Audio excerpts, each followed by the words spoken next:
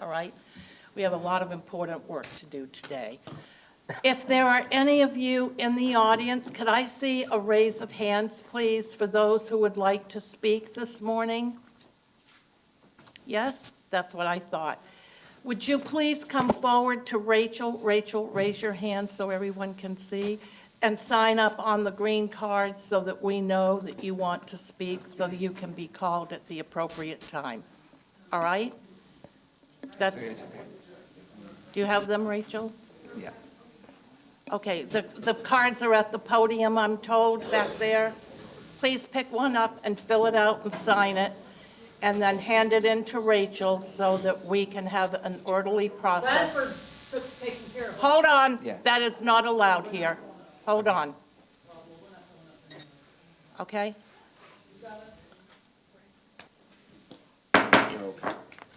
Okay. Thank you again for being here this morning. I would like to officially call the meeting to order. And before we recite the Pledge of Allegiance, I would like us all to please pause, stand for a moment of silence in the memory of the Hart bus operator, Mr. Thomas Dunn, who left our Tampa Bay family, especially for his family.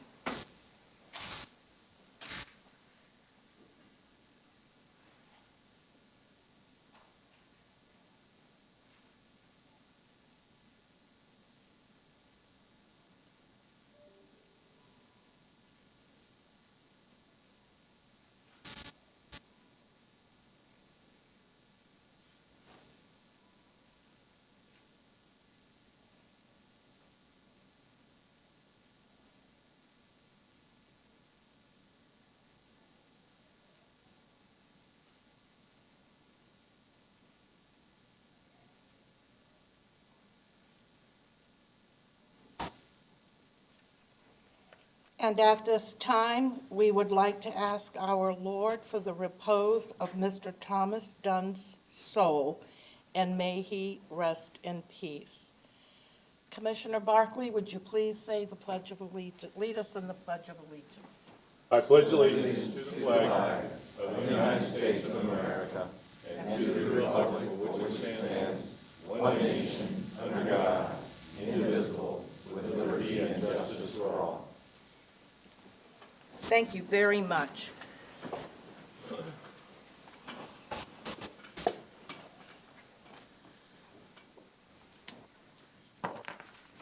I would like to welcome our newest board member this morning to PSTA, Oldsmar Vice Mayor, Councilor Dan Zarecki, who I've had the pleasure to serve with on the Tampa Bay Regional Planning Council as well. So welcome. I hope you find this board very interesting and informative, and that you will not be shy about speaking up and participating when appropriate. Thank you.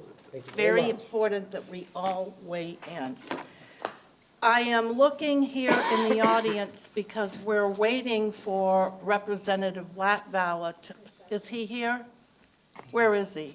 Oh, there you are. How about you start walking forward so that we can take great pleasure. I am so proud to present to you all this morning a fabulous guest that we have joining us, and you may see that he is in full dress uniform over here, fresh from West Point, a brand new graduate with his first lieutenant's bars on. I'm so proud of him. He is the son of our very own Al Burns, who is standing right there next to him. And without further ado, I'd like to ask Representative Latvala to come up to the podium to say a few words for us this morning. Oh, I guess Al is going to start. I apologize. Al Burns, proud dad.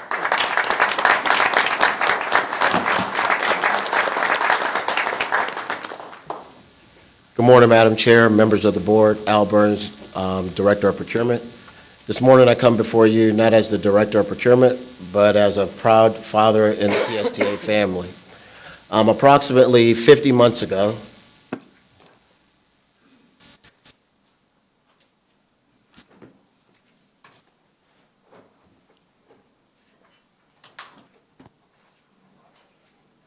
18-year-old Alvin Burns III has a shelf full of awards from playing sports at Newsom High School, but his proudest accomplishment is displayed on top, a certificate of appointment to West Point Academy.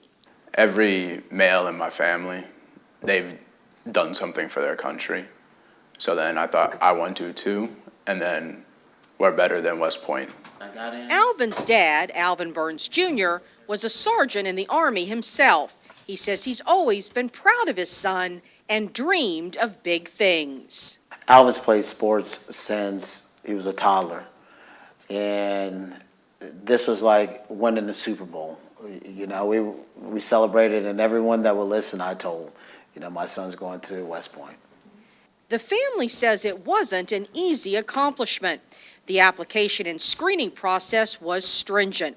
Alvin took advanced courses in school and went through an interview with Senator Bill Nelson to get a nomination. Still, with an acceptance rate of only around 9%, the family wasn't sure he'd make the cut. It was ecstatic. It was really unbelievable because it's a very tough competition, so you really don't know. When the acceptance letter arrived, welcoming Alvin to the class of 2019, they were ecstatic. It was surreal. Like, I couldn't believe it. Like, I still can't believe it. Like, my whole life's going to change pretty soon, but I'm looking forward to it. Alvin says he's excited to serve his country, and he has lofty goals. Make a name for my family. I hope to make a name for my family. He says with his family and the community behind him, he's ready to make his mark at the historic Military Academy. In Valrico, Lori Davison, Bay News 9. So this Saturday, my family and I, we had the opportunity to actually watch my son go across the stage and receive his bachelor's degree in chemical science, chemical engineering. And I'd like to introduce Representative Latvala. Thank you very much, and thank you, Commissioner Long, for the help that your office has given us in making today possible, and help in your aide Doyle in helping us honor an extraordinary young man, Lieutenant Alvin Burns III. And I would like to present the lieutenant with a flag that was flown over the Florida Capitol in Tallahassee. It comes with it a certificate signed by the governor, Ron DeSantis, and it says this certificate that the accompanying flag was flown at the Florida State Capitol on January 15th, 2019 to honor Alvin Richard Burns III in recognition of graduating from West Point Military Academy. Thank you very much for your service to our community and our country.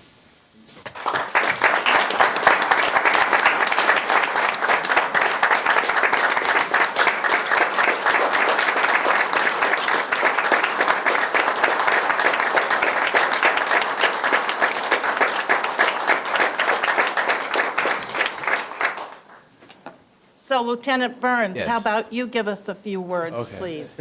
Commissioner Long, members of the board, and also members of the audience, thank you so much for having me here. I feel like I really don't deserve this, but I really appreciate it.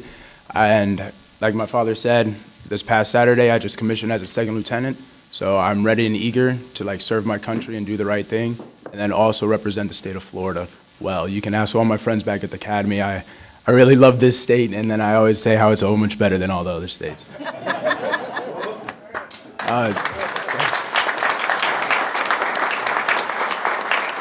And once again, just thank you for having me, and then go Army. Okay, so hold on. Wait. Can you please tell us all where you are going next? So starting at the end of July, I start my basic officer leadership course in Fort Sill, Oklahoma. That's going to be for about 5 months until December, so I'll come back home for Christmas. And then starting in January, I'll be going to Okinawa, Japan. So, and then I'll be serving over there, protecting our allies and our assets over there in the region.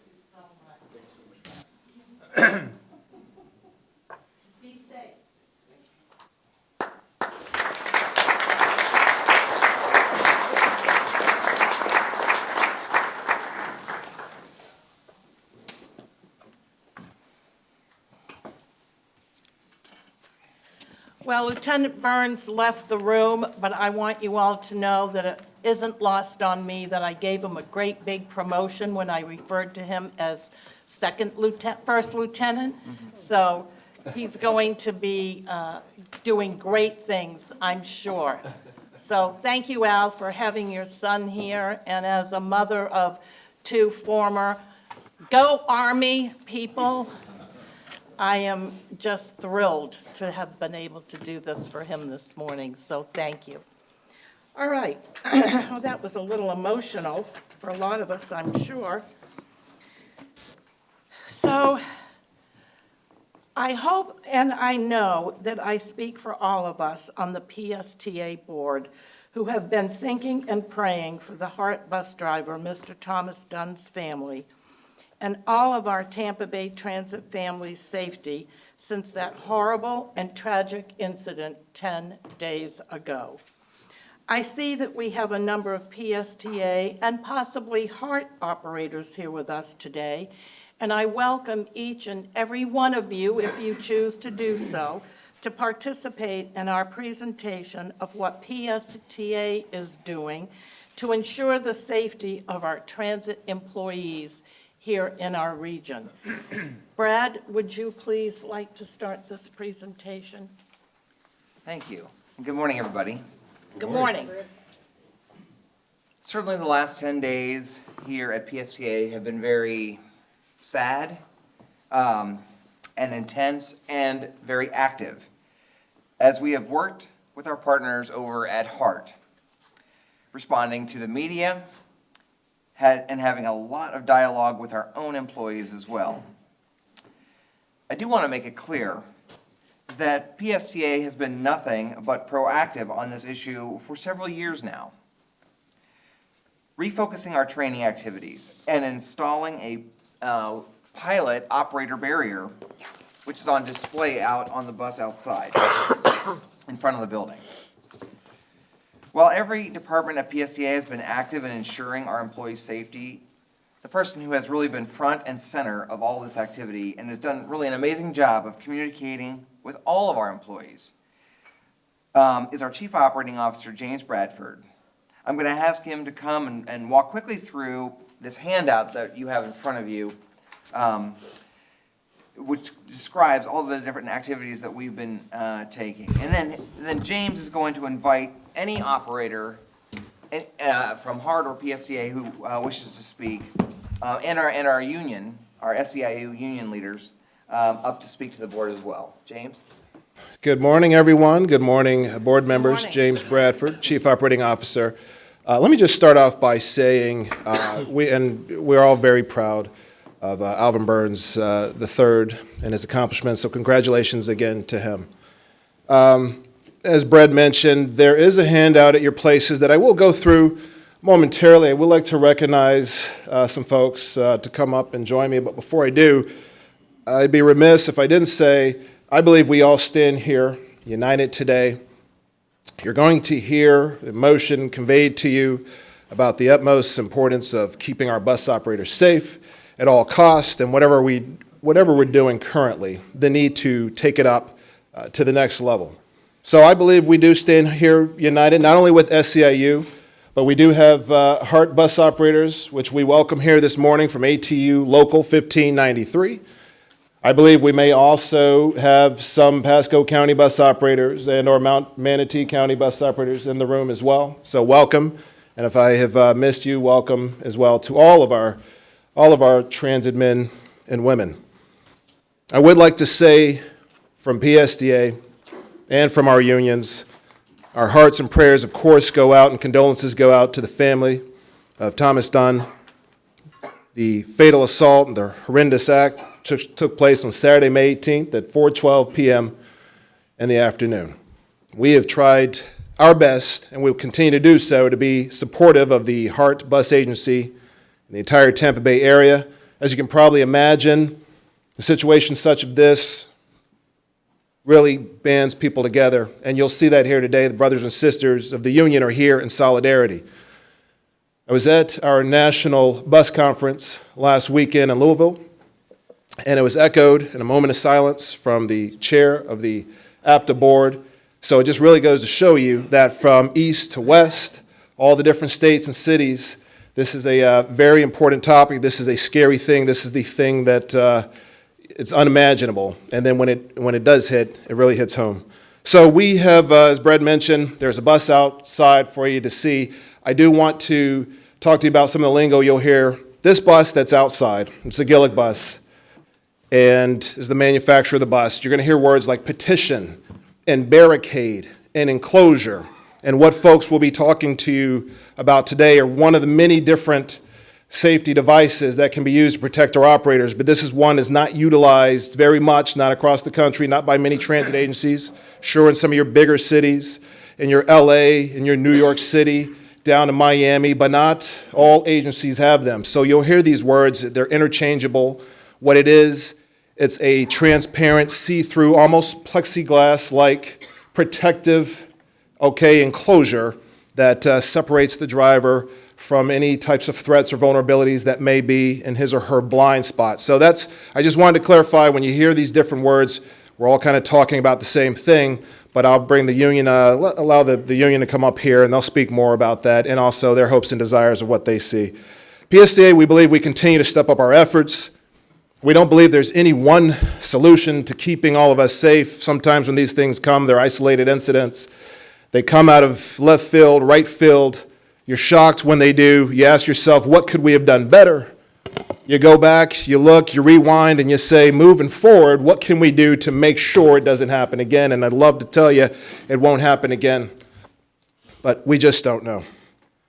So we have continued to evolve. PSTA has continued to evolve. And the threats over the years have intensified. Things have become more dangerous. Things that were once unimaginable have now come to ring true, and how they've unfolded. Through the years, you had a bus out there, and there was a need to communicate with the dispatcher. If something happened, if there was an incident, if there was an episode, a skirmish between customers or operator, we had radios out there. And that was a device to reach base so that we could call the authorities or send a supervisor out there. Then it evolved more. If the operator was compromised or you couldn't reach them on the radio, then became the need to identify where the vehicle is. So came the advent of CAD AVL, computer-aided dispatch, automatic vehicle locators, so we can find out exactly where the bus is if we can't reach the operator. Next came Gilligs and New Flyers, buses who manufacture these vehicles, putting silent alarms on there, just as another added safety device, just in case there was an assailant nearby, things become compromised in the bus environment. You can ring the silent alarm, and on the destination sign would display call 911 without tipping off whatever was going on in the bus. And it would open up a radio channel so that the radio dispatch could hear what was going on. Again, safety measures that have had to evolve because the dangers and the threats have evolved. And of course, each and every year, public awareness campaigns, see something, say something campaigns, which really started very much so after 911, and we saw it come out of New York in the form of transit security grant money offered by Homeland Security Acts and bus agencies fortifying their defenses. It also, you'll see a lot of cities and states went to their state legislators and they said, you need to make it a felony if people assault a bus operator. And that is true in Florida. And then we put up signs in the buses telling would-be attackers, think twice. If you touch this bus operator, you could be prosecuted with a felony assault. Now comes the question of how do you stop someone completely from having any contact with you at all? We started this conversation a couple of years ago, and I'll give you a quick timeline. And if the union, if you're behind me, if you want to go ahead and start to make your way up here. A couple of years ago, after one of our assaults, PSTA and SEIU formed a task force. And we looked at what was going on, and we looked at, hey, how do we fortify this? What's been happening? What's wrong? What are our weaknesses? What are the holes in our communication? How do we fortify things? So we had that discussion to address operator assaults. And we have a great resource, the TCRP, Transit Cooperative Research Program, and TCRP 93 report isolated various things that are happening should cause transit agencies alarm and how they can kind of protect themselves, TCRP report 93. And so we discussed that. And then in fall of 2017, we continued to have these discussions. PSA wasn't moving fast enough for SEIU, so they started to push the issue of a barrier. Hey, let's look at barriers on buses. And this wasn't at the time, and it might be today after you hear these sentiments that are echoed, something that all agreed upon was the single solution. So we continue to meet. We also continue to have to deal with other things that were happening on our buses, including assaults to our bus operators, which we just couldn't stand for. We came up with a 12-month action plan. One of them was to demo and to get barriers or enclosures or petitions, whatever you want to call them, on our buses. We did. We put one out there last October with the thought in mind of seeing how this will work for another 6 to 12 months. We are shy of that 12 months. We have had a horrible, fatal assault, and now the union's going to stand behind me. And they're going to say, James Bradford, you're not doing enough. You haven't done enough. We've been asking for barriers. You have to accelerate this program, the testing, and you need to put them on all the buses. And these have been the discussions. So that's what we're doing. We've rolled out training as much as we can. We have rolled out de-escalation training for all of our new bus operators. We did a campaign for all of our veteran and senior staff, in fact, for the entire company, of active shooter training, of see something, say something training, of learning to detect dangers and flags, and how do you feel uncomfortable, how do you sense danger, which of course, you won't be batting 1,000 necessarily, but the more you can do, the better.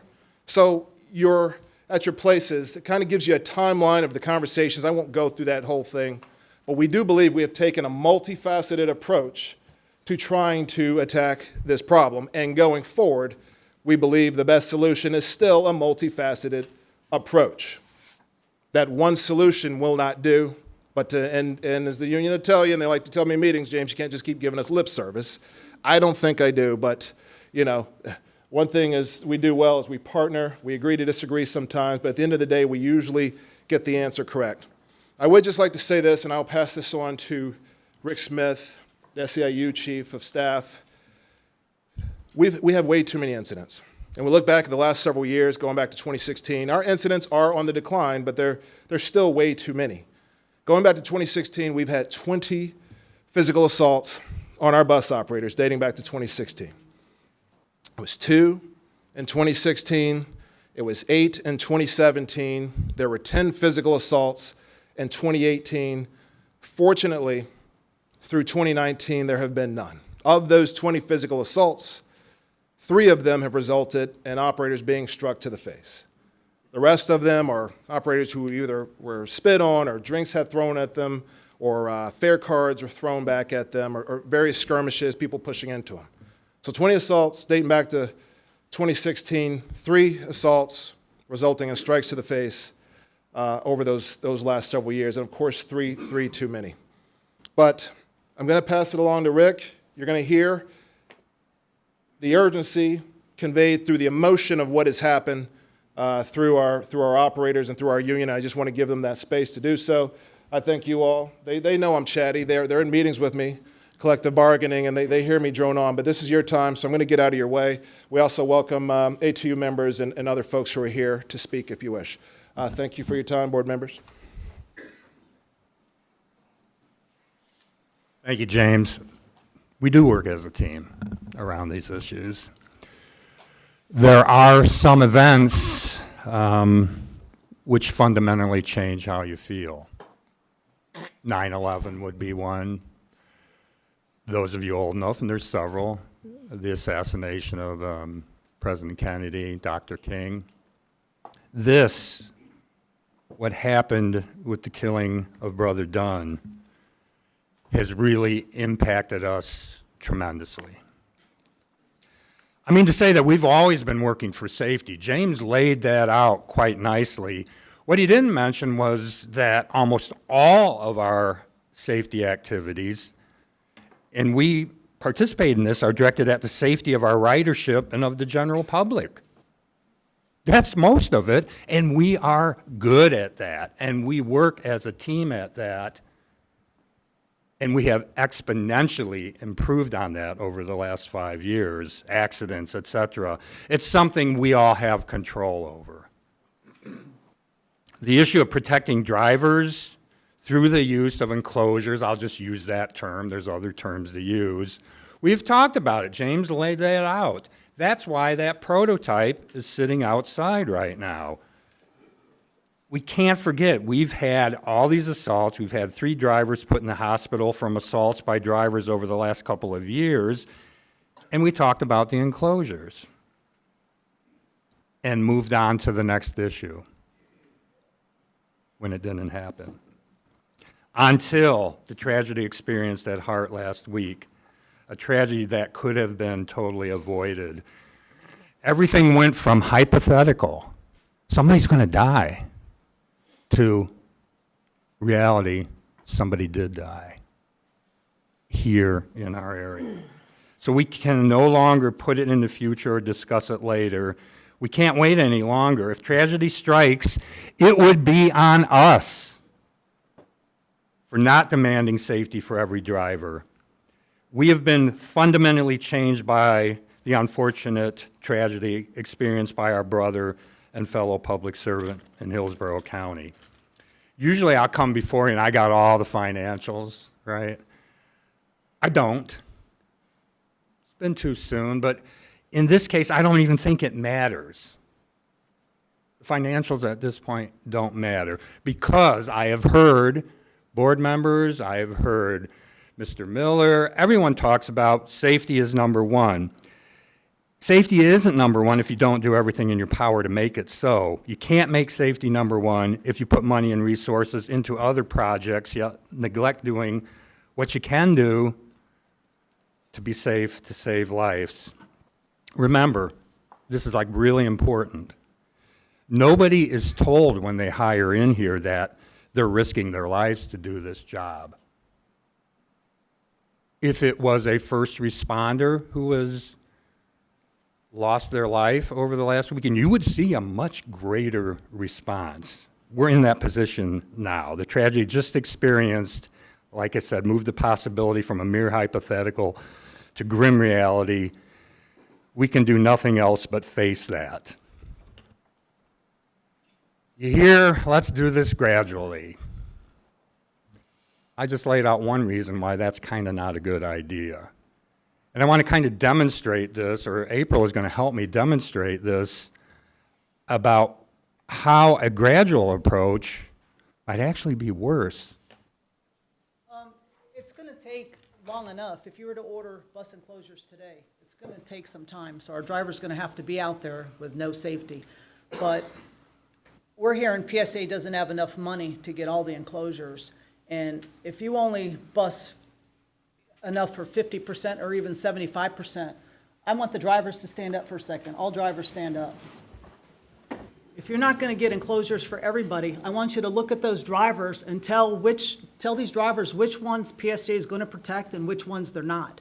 We need enclosures today, but we need 100% of the buses outfitted with enclosures. Calvin? Well, we're not done yet. I thought- Oh, you're still going? No, I'm done with that part. You go Okay. finish yours and then. No, go ahead, Calvin.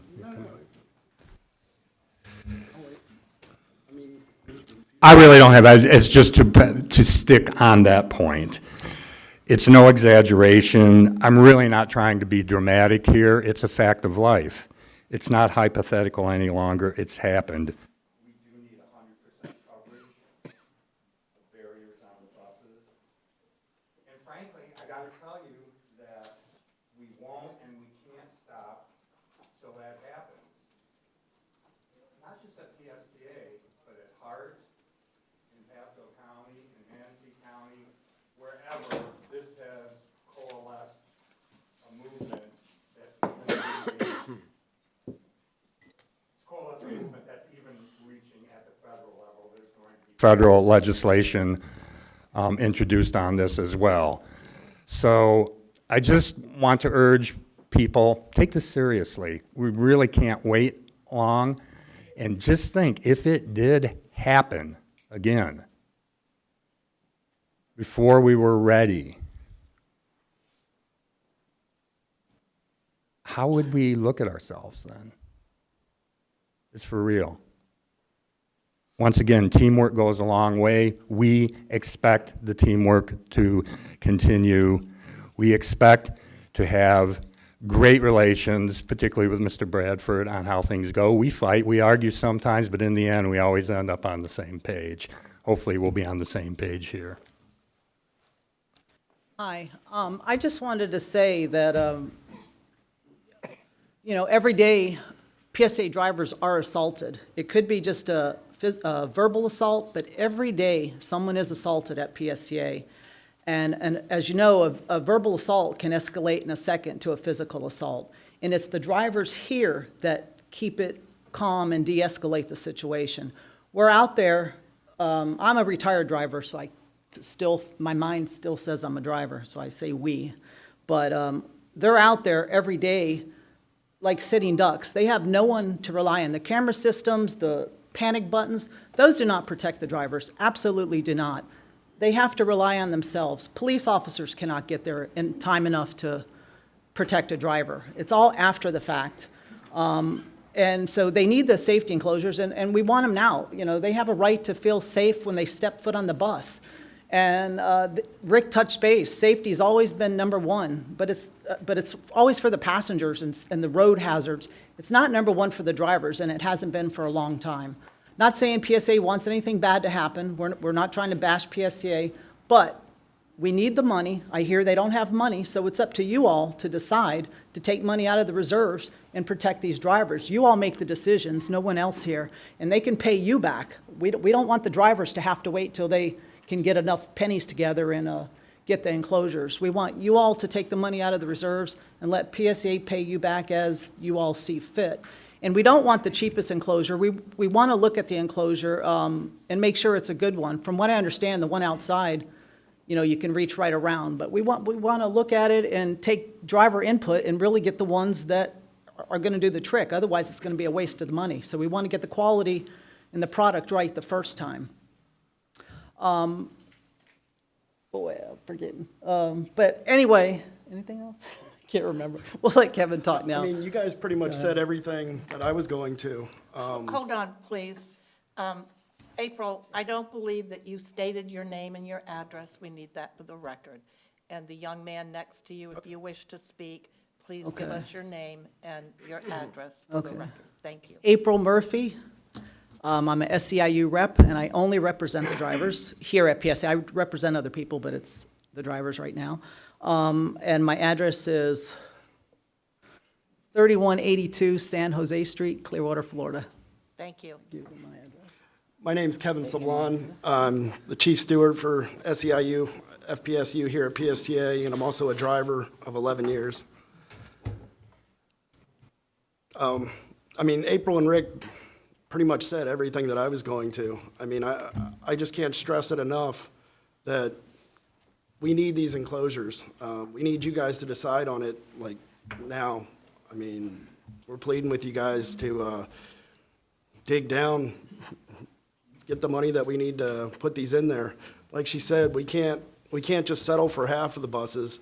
I mean, you can't say what half of the drivers are more important than the other half, and we just don't want to see another tragedy occur here like we just seen at in Hart. I mean, you can say it was across the bay, but as far as I'm concerned, we all transport the same people. I mean, we go to Tampa.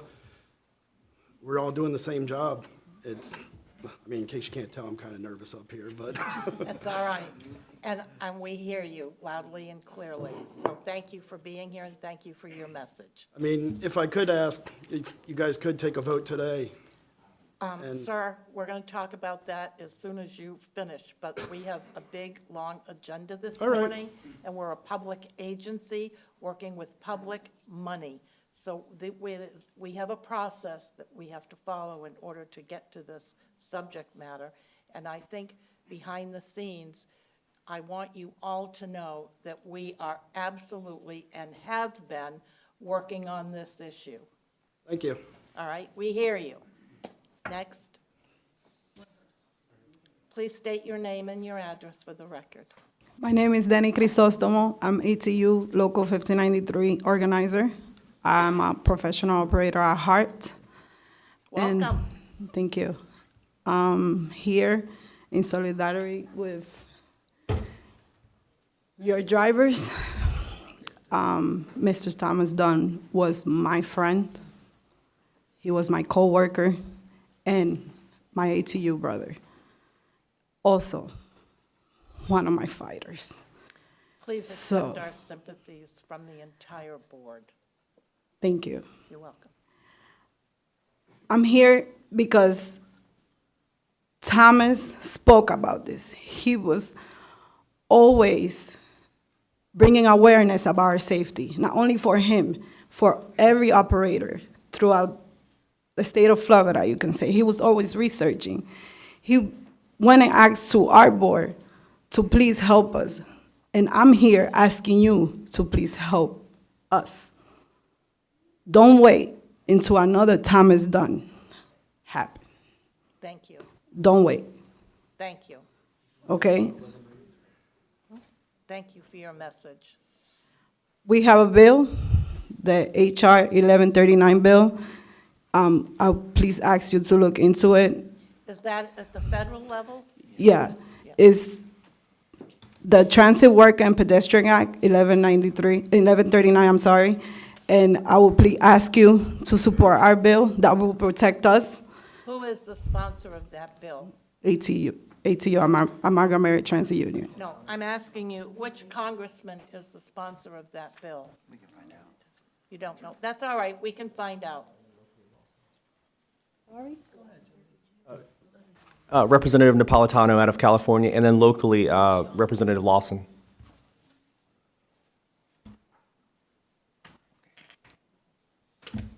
We are devastated with Thomas Dunn, devastated by his loss.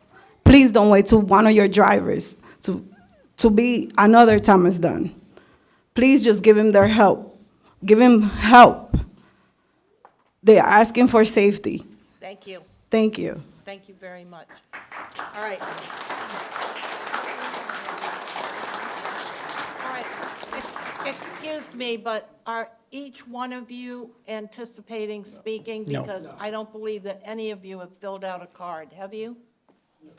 Leon and then Joey's gonna finish. Well, when you finished, and for those that already spoke, please fill out the green card. It's very important for our records. Please state your name and your address. Leon Smiley, Chief, I'm president of the SEIU Union for PSTA, 706 115th Avenue North, St. Petersburg. I didn't know Mr. Dunn. I attended his services on Saturday. And what really got to me most was he had two little young daughters that got up and spoke. They called their dad a hero. And that really sunk in and did something to me. I would like to come to work. I enjoy working here. I've been doing it for 29 years. But I also want to go home, too. I also want to go home. And we need to make this a priority for our drivers. And that's pretty much all I have to say. Thank you very much for being here. Please accept our sympathy. No clapping, please. That is not how we conduct ourselves here. As you can see, we have a lot of people to speak, and we want to make sure that we have time. You'll be happy to note that I filled out a card. Joseph Brenner, 415 Northwest 29th Street, Gainesville, Florida. I'm the Director of Organizing and Bargaining for the Service Employees International Union, Florida Public Services Union. Like the other speakers who spoke before me, they've detailed that there's been a history of safety measures being undertaken, right? When the game changed, when certain hurdles to having driver safety came up, the employer acted with the unions. They acted. James talked about, finding there's no perfect balance, right? There's no perfect solution, but every time there was a threat, the employer reacted. We're asking the employer to keep that history of acting in concert with the unions here and with brothers and sisters all across the state. Driving it's solidarity. It's drivers who work independently, like they're the only worker on the bus. They're also doing the public service. They have a million things to be thinking about. Them going home to their families is not one more that needs to happen. So there are many agencies across the state who are talking about this very issue right now, many boards just like yourself who are trying to figure out what to do next.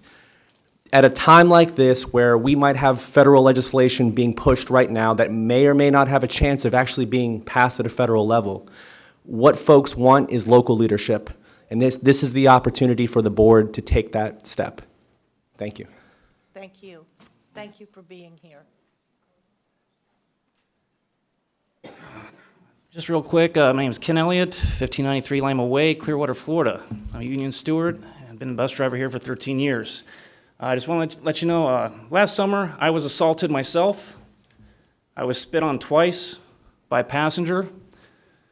While trying to call into base for help, I was forced to physically engage the passenger because he started attacking me while I was trying to use the radio. So that's why a barrier is at least so important, to at least give a driver time to react, and the right barrier as well, because the ones we had on last year, like we had a union brother, Mike Ralston, he was punched in the face a year or two ago, and the barrier that we had on, that we're trying out last year, you still could have reached over and hit us. So it's important that we choose the right one to give us floor to ceiling to windshield protection. So I just wanted to make that statement. And also, it was on my news feed this morning, I was trying to find it, the city of Jacksonville, their transit is, they're already moving forward based on this incident in Tampa to protect their drivers with barriers. And I really have confidence that we'll do the same for our own. So thank you very much. I'll fill out a card. Thank you. And for all of you that have been at PSTA for so long, thank you so much for your service and your dedication. I can assure you that we will work to do the right thing. Thank you. No, that was not necessary for her to say that. All right.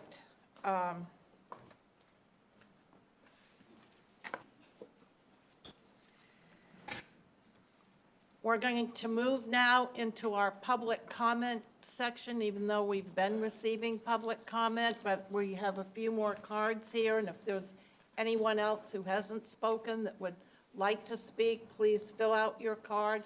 And James, I'm understanding, do you have cards that you haven't turned in? This one, one of these gentlemen said they filled one out. Rachel doesn't have it, neither do I. So let's make sure we turn the cards in either to Rachel up here or give them to James so he can pass them to us, all right? Okay, now I'd like to call up Edward Dwyer. Edward, are you here? There you are. Please come forward.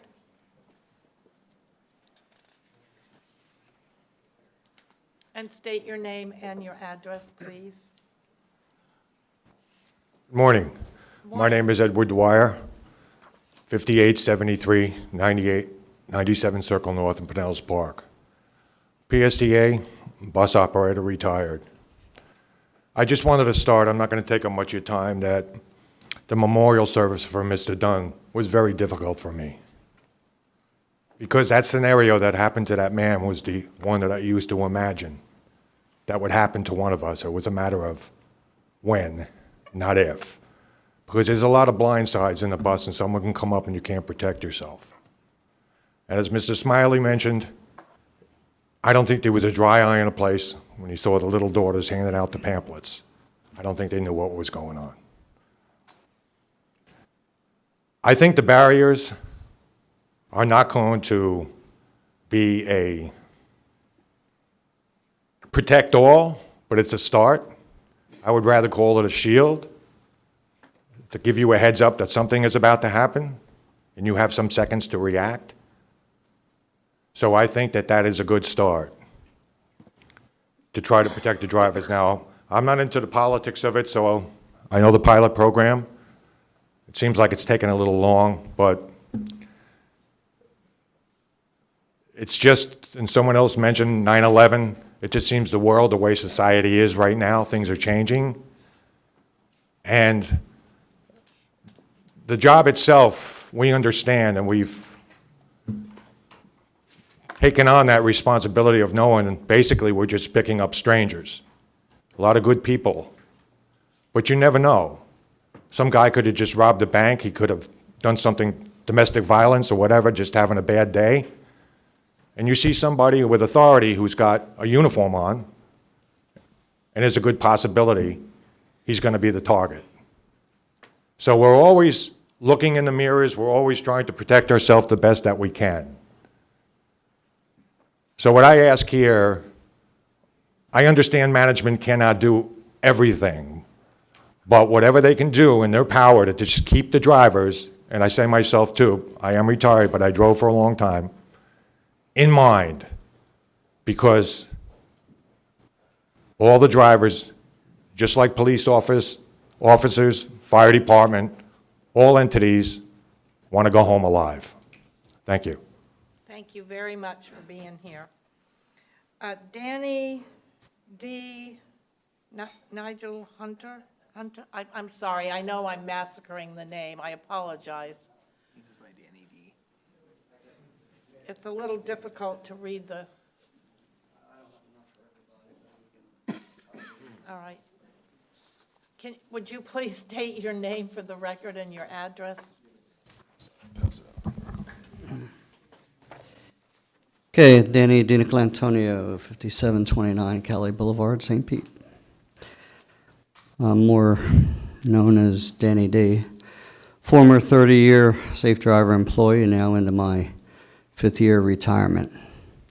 Never thought I'd be wearing this uniform again, but I'm here today to once again support my PSTA family of drivers, some of whom I've even trained, had the pleasure of training. Throughout my tenure here, I've never known the board of directors to get involved in the everyday operations, come talk to the drivers or ride the buses on any type of mandatory or continuing basis. Yet at monthly meetings, decisions are made that affect the drivers, the passengers, and taxpayers of Pinellas County. Along with management, has taken a deaf ear to employees' safety needs, preaching but not practicing safety, continuing to treat employees as a liability instead of the tremendous asset that they are. I'm here today to submit my safety suggestions, many that I've submitted in the past. Now, this cannot be done haphazardly. As you see by my suggestions, there are more angles than just slapping a partition beside a driver. I saw the partition outside, and you can still reach in and hurt a driver. Some of my ideas also come from my additional 7 years' experience at SEPTA in Philadelphia. This has to be done right. Drivers have also been verbally assaulted every day. Some of them have been physically assaulted, as people have already mentioned. The assaulting that have already taken place should have been enough to have action taken before our dear brother in Tampa was murdered. We're talking about people's lives here, their families, and their livelihoods. If you see some of these things here, there's more, as I mentioned, there's more than just putting an enclosure up there. They also need some way to escape if they're being attacked. Okay, there could be another driver on the left, another door on the left side of the driver so he can get out, or a window that he can push out so he can get out. There could also be put an alarm that he can push so that it sounded inside, might scare the assailant off. It could be sounded outside. In Philly, they had a dome light above the left side outside, so the dome light would flash, so people outside would also know that something's going on. It would also contact 911, the dispatcher. Also, a transit police force can be placed intact to ride on the bus. Also, a very simple, very inexpensive alternative is random police checks. We had that at SEPTA in Philadelphia. It's just a little stub. I don't know if any of you are familiar with this. Bus driver fills it out, and the police, when they get on the bus, they fill it out with their badge number and everything. They hand it in at the end of the day, and so does the bus driver. Very simple. It's random. Police would just stop the bus, get on, everything okay, and they fill it out, and bus driver hands it in at the end of their shift, and so does the policeman.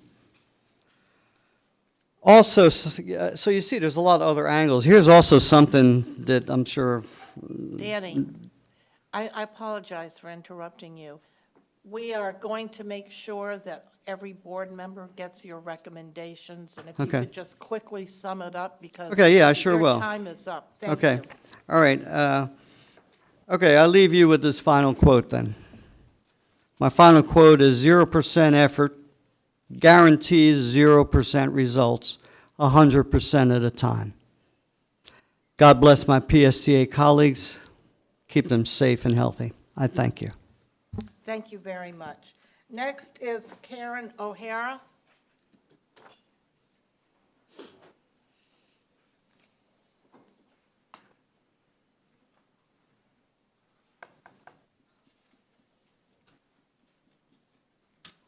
Welcome. Please state your name and address for the record. Hi, I'm Karen O'Hara, 2701 13th Avenue North, St. Pete, 33713. I am the senior #1 driver, 37 years. All these people are my people. I don't want to talk about everything that they've talked about because you don't need to hear it again and again.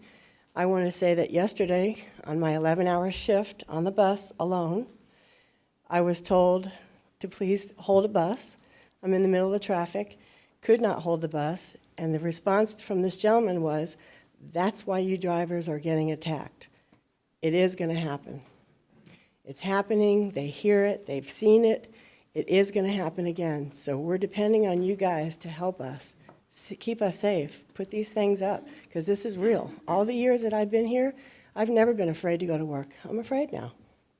I want to go home. I want to retire. So thank you. Thank you very much for being here. Carl Heisenbuttel.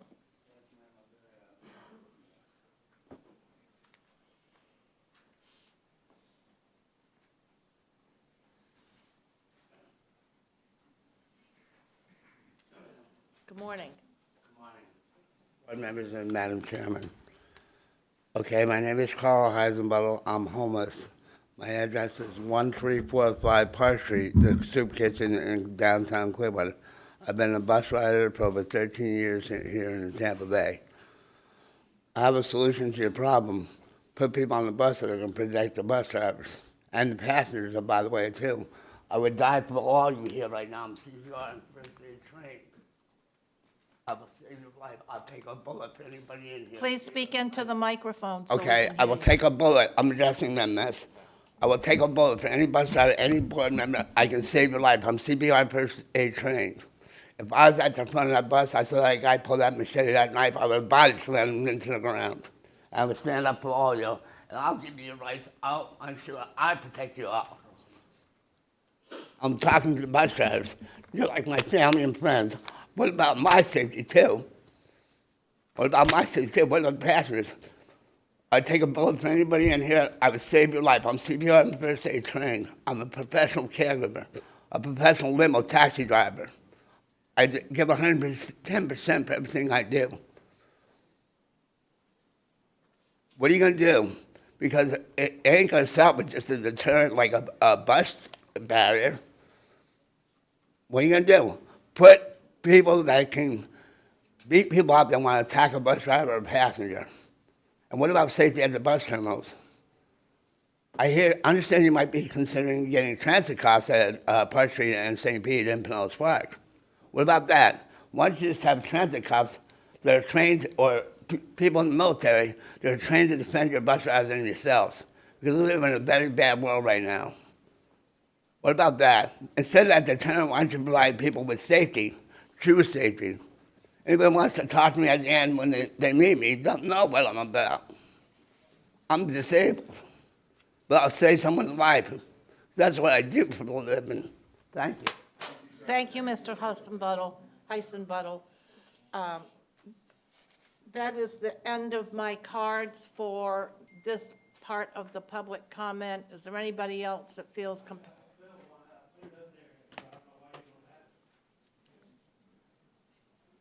What's that card in front of you? This is one of the union members that were. Okay. Brad, James, do you have any additional cards?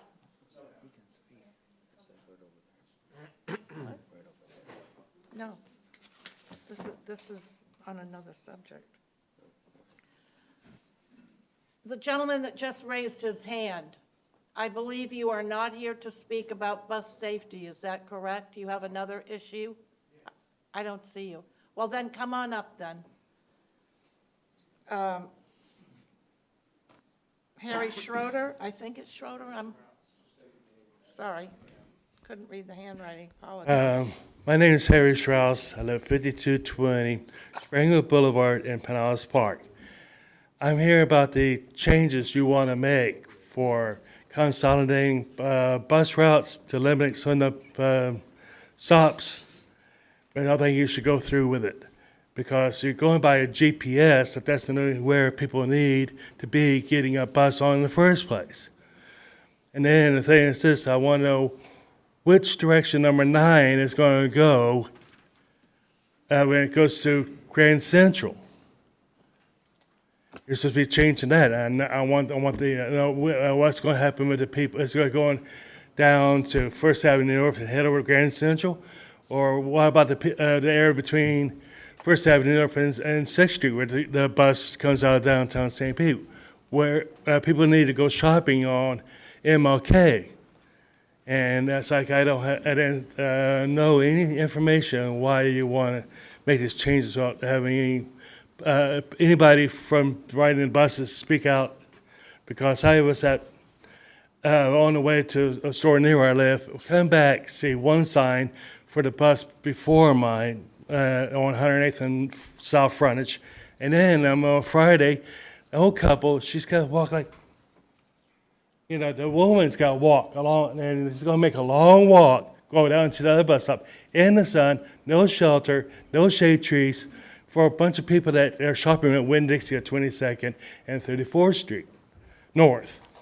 But the thing is this, you were talking about wanting to get rid of that Safety Harbor connector. Why not extend 60, go to McMullen Booth, down Main Street, then on Flippy, and go 7 days a week, provide a much better bus service for people that go and live, work, everything, and go to events, everything, in Safety Harbor. Sir, Cassandra Borger is right there, and she is prepared to speak to you outside to address your recommendations, okay? Okay. Thank you very much.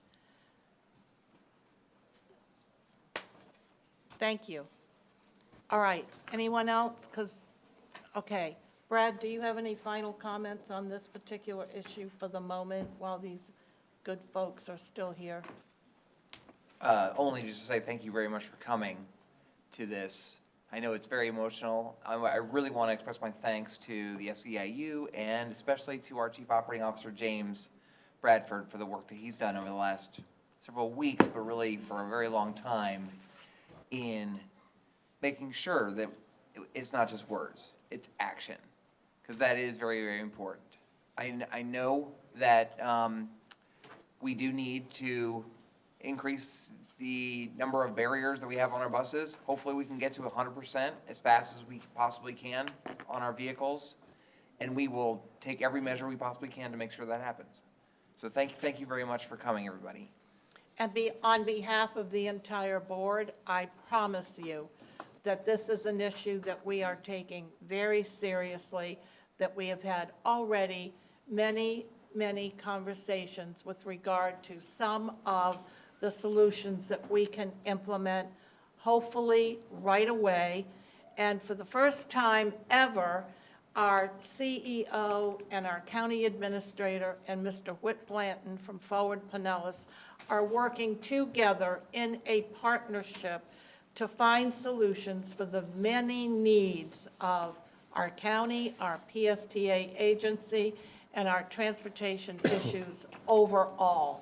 So please be assured that we are driven by data and we are driven by actions, and we are all, every one of us sitting here, very goal-oriented. So I thank you for being here, and I apologize that we have not a solution for you today. But as you can imagine, if it was easy, we would have done it already. So trust me when I tell you that we will find a solution. Thank you for being here. Any board comments at the moment? Commissioner Justice. Thank you, Madam Chair. You're welcome. I think I'm frustrated this morning. I assume the people in the audience are frustrated. Are we having a timeline of when we're coming back with some decisions? Is this a budget decision that we need to make as far as expansion of equipment? I mean, I haven't been on this board as long as some others, but I don't remember having an in-depth conversation about this topic at this level. And I'd like to see that conversation. I'd like to see what the budget decisions are. I'd like to know how many buses have what kind of barriers, all those kind of things that I haven't been part of a discussion at this level. So do we have a timeline for when we're gonna have that conversation? Thank you. Okay, hold on, Brad. Well, I'd like to share with you, Commissioner Justice, that we are hopefully going to schedule this issue to come before several of our committees for a deeper dive into a conversation. And the reason that we haven't heard it yet at this entire board level is because those discussions are ongoing. And Brad, I don't know if you've worked with staff to develop a timeline, but if you're prepared to speak to that, please do so. Well, you're about to hear later in this meeting a presentation on our capital program, and there'll be some discussion about this new initiative that we want to include in the budget and make some decisions. Obviously, we're going to have to do a procurement to buy these, whatever, and hopefully we'll work with Union very quickly to select which one kind of system we want to purchase.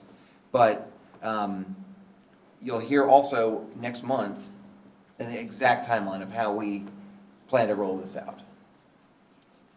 Okay.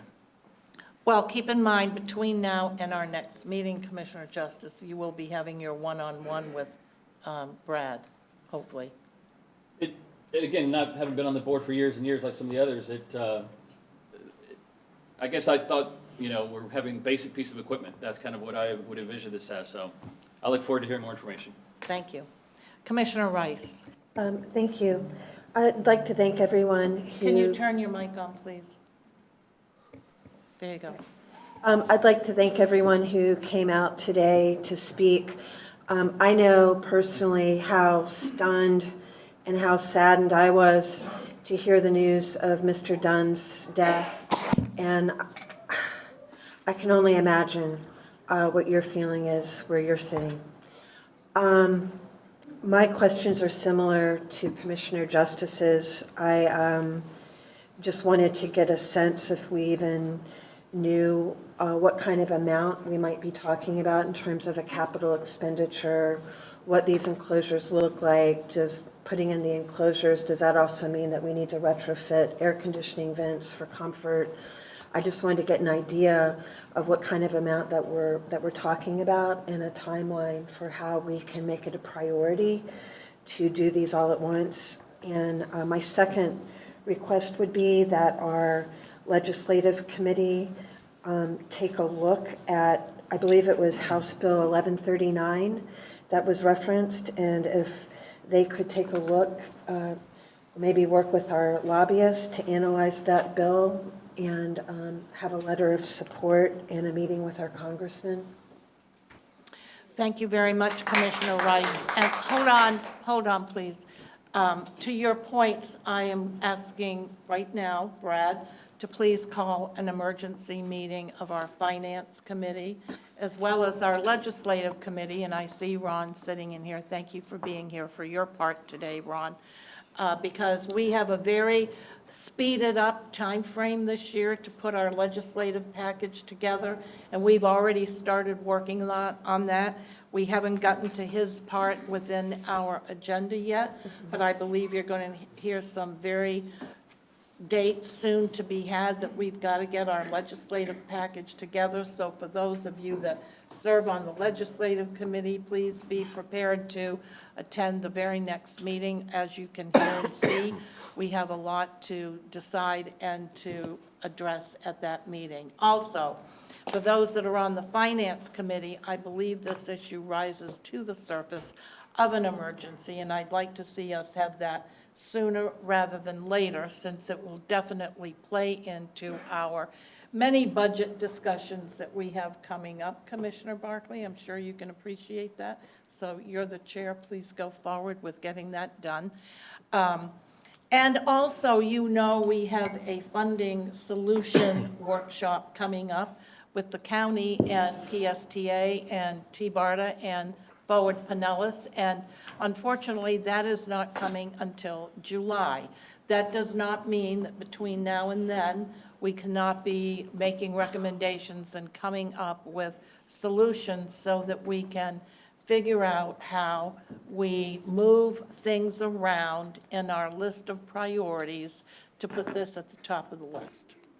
And I think I can hopefully speak for everyone when I say it would be my desire to ensure that this is at the top of the list, okay?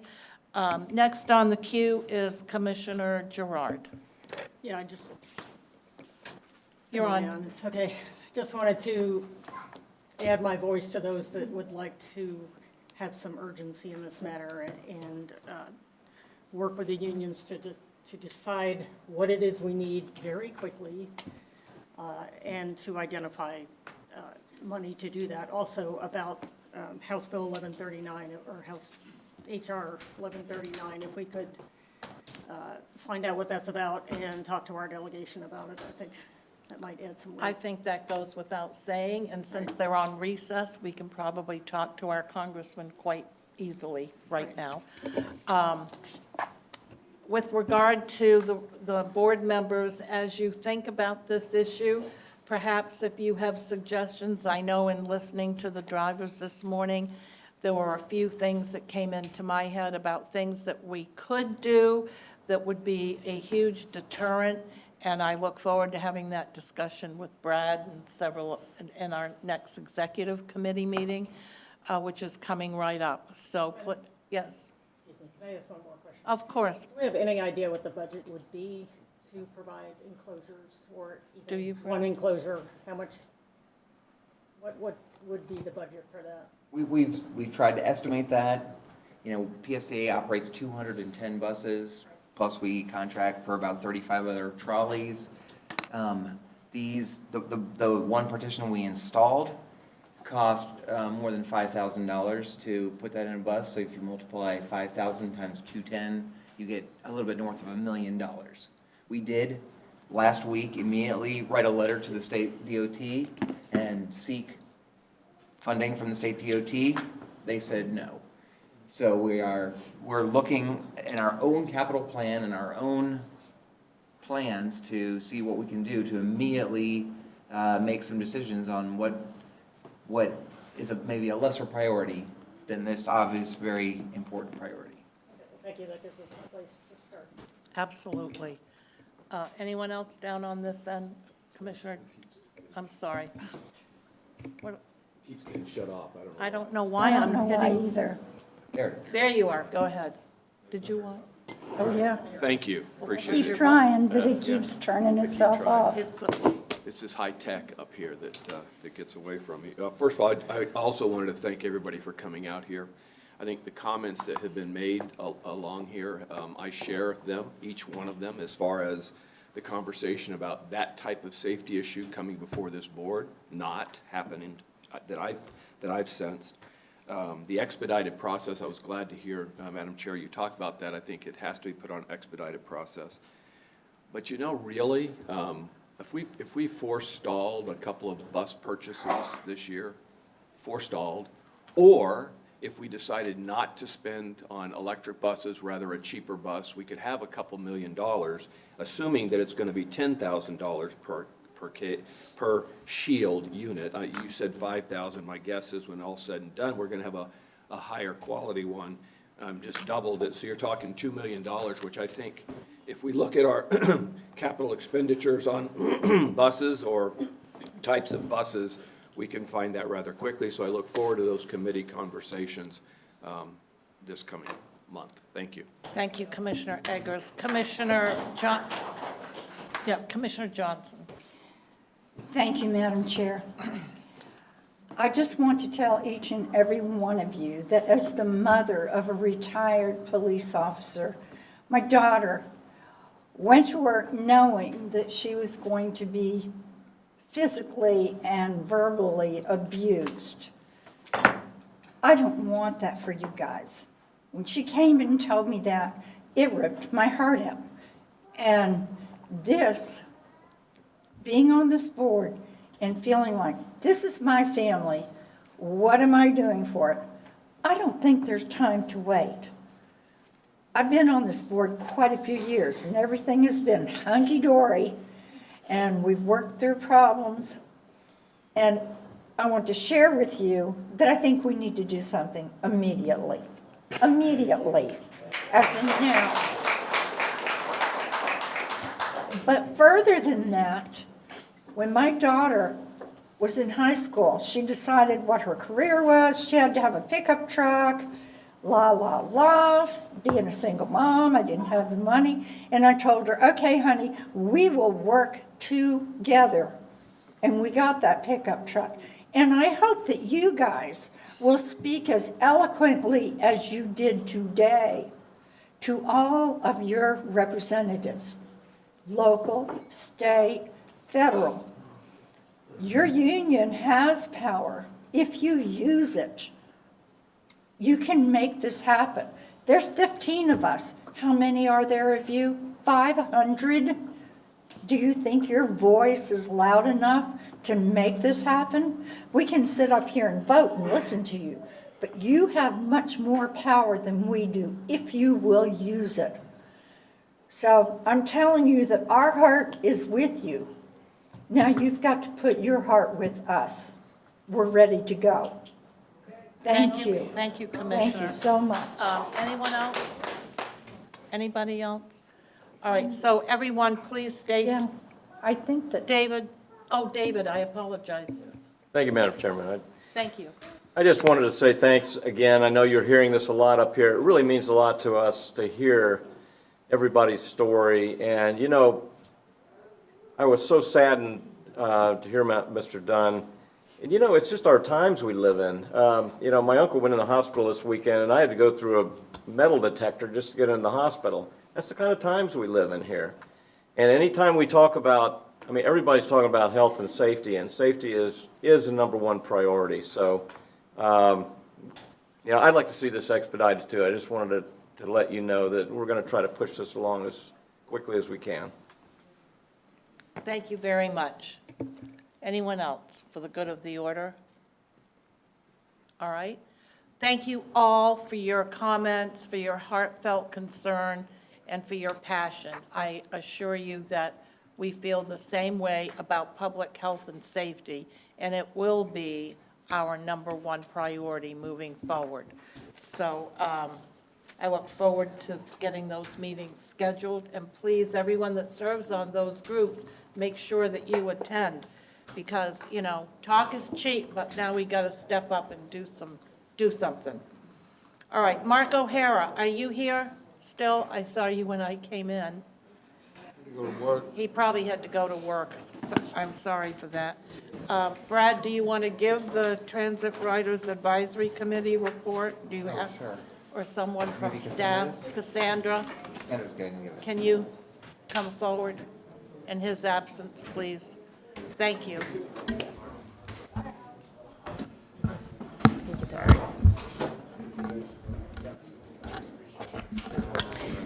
Good morning, Chairman Long, Mr. Miller, esteemed board members. Mark O'Hara had to go to work and was unable to give this report, but the track met on May 14th, 2019. At the meeting, Debbie Leas gave a presentation on PSTA's capital needs and reserve use. She demonstrated that the authority was one of the most cost-effective transit agencies in the country and also one of the lowest funded. We will be seeing more of this at this morning's meeting. Bob Lasher, External Affairs Officer, announced two Track Star Award presentations. One, to Pinellas County Public Works was presented to the Board of County Commissioners on May 21st for the new crosswalk on McMullen Booth Road at Meese Countryside Hospital. Another award will be presented to the Sembler Company at a future Seminole City Council meeting for the pedestrian walkway leading to the bus shelter at Park Boulevard and 54th Avenue. Mr. Lasher encouraged all committee members to be on the lookout for areas that need improvement and/or qualify for improved transit access recognition. Many of our track members have been actively volunteering to help PSTA public engagement as outreach ambassadors. Our public engagement planners thanked the committee members who volunteered to help conduct surveys during the busy spring break park and ride promotion at Clearwater Beach. And this is really an opportunity for all the track members to help PSTA and augment staff in their critical outreach work. We encouraged all committee members to sign up to volunteer with the downtown St. Petersburg Looper surveys being conducted throughout the months of May into June. Finally, regrettably, Mark O'Hara will be unable to continue as our track chair. Fortunately, he was able to secure employment, and so he is unable to continue his work on the track, but we'll welcome a new chair to be selected next month at the track meeting June 18th at 4 p.m. And as always, board members are welcome to attend. Do we have a replacement for Mark, Cassandra? No, he just tendered his resignation yesterday. Oh. And so we will be having the track elect a new chair. Okay, thank you. All right, Commissioner Eggers, are you prepared with the forward? Yes, ma'am. Okay, please move. It's not, I'm third, but I'll do it second if you want. Me to Oh, go. Patty, I apologize, my eyes skipped. Please put your mic on. Am I on? Yeah. Okay, thank you, Madam Chair. The LCB, which is Local Coordinating Board, met May 21st in downtown Clearwater. We had a presentation about Resilient Tampa Bay, which is looking to use a grant to identify strategies to make our roadways more resilient to flooding, storm surge, and sea level rise. We were glad to learn that they want to be sure to be inclusive of communities where transportation disadvantaged individuals live. And all of this would be reflected in our long-range transportation plan. An explanation was given of the reduction in Pinellas County's allocation of state transportation disadvantaged grant funds for next year. I'm sorry, my heart is just, I know PSTA's legislative team with Ron Pierce and RSA knows about this and is already developing a strategy to change this next year in the legislature. Concern was expressed about the impact that this funding reduction may have on transportation for senior citizens provided by one of PSTA's contracted services, the Neighborly Care Network. A lot of money was lost this year. While Neighborly's allocation of TD's dollars will drop next year because this nonprofit has been providing less transportation recently, their 2020 allocation will be approximately the same as their 2019 actual expenditures. Forward Pinellas staff agreed to present additional information about the impacts of the state transportation disadvantage funding reduction.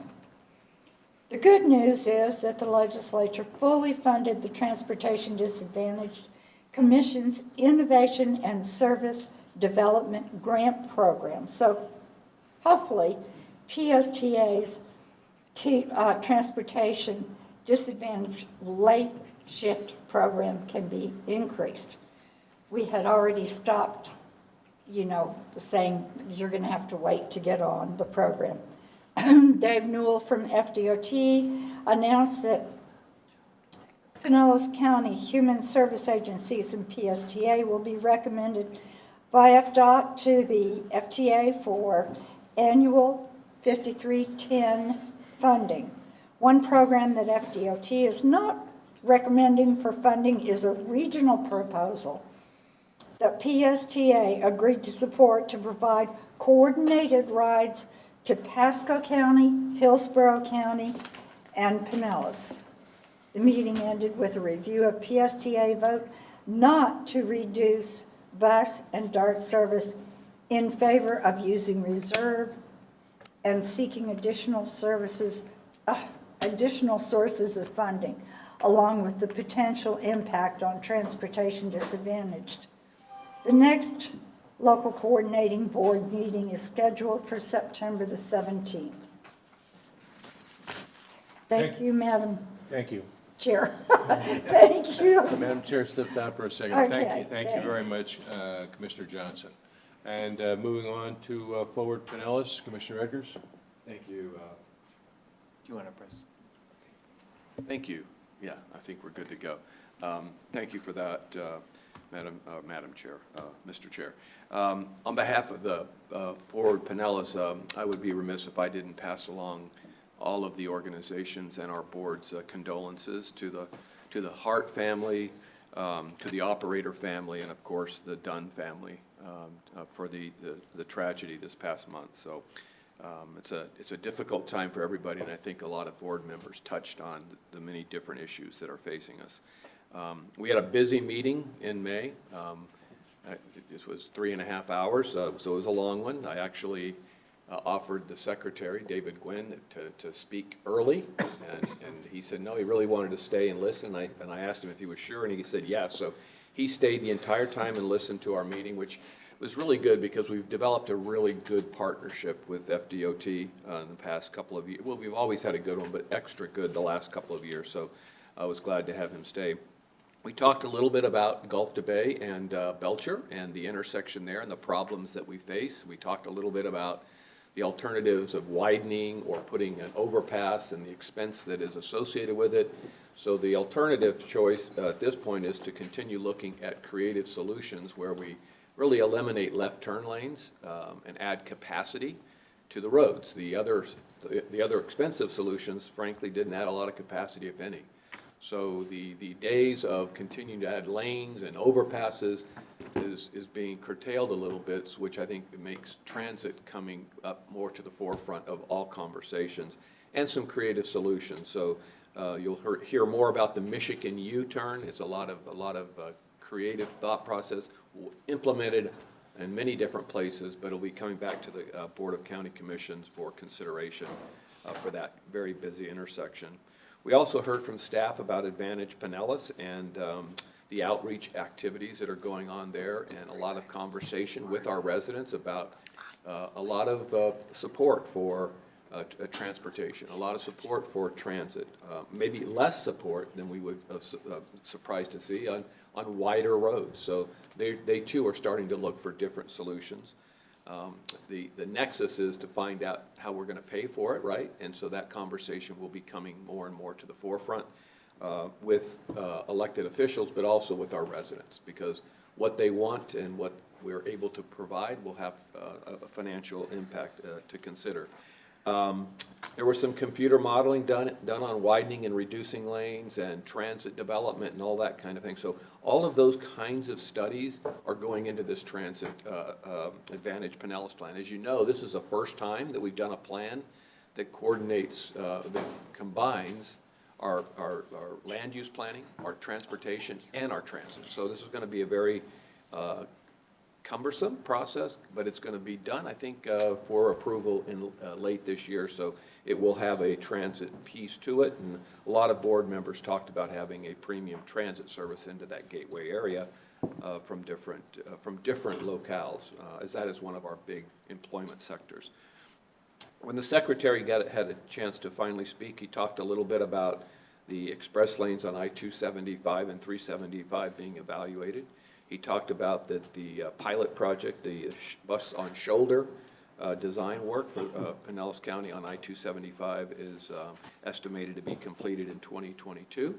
He updated us on the $580 million gateway project that's completed. If you've driven in that area, you know that there's a little construction going on. It's supposed to be done in 2022 as well. So he talked, what was interesting, he also talked about the fact that they, along with many, are having a tough time getting employees.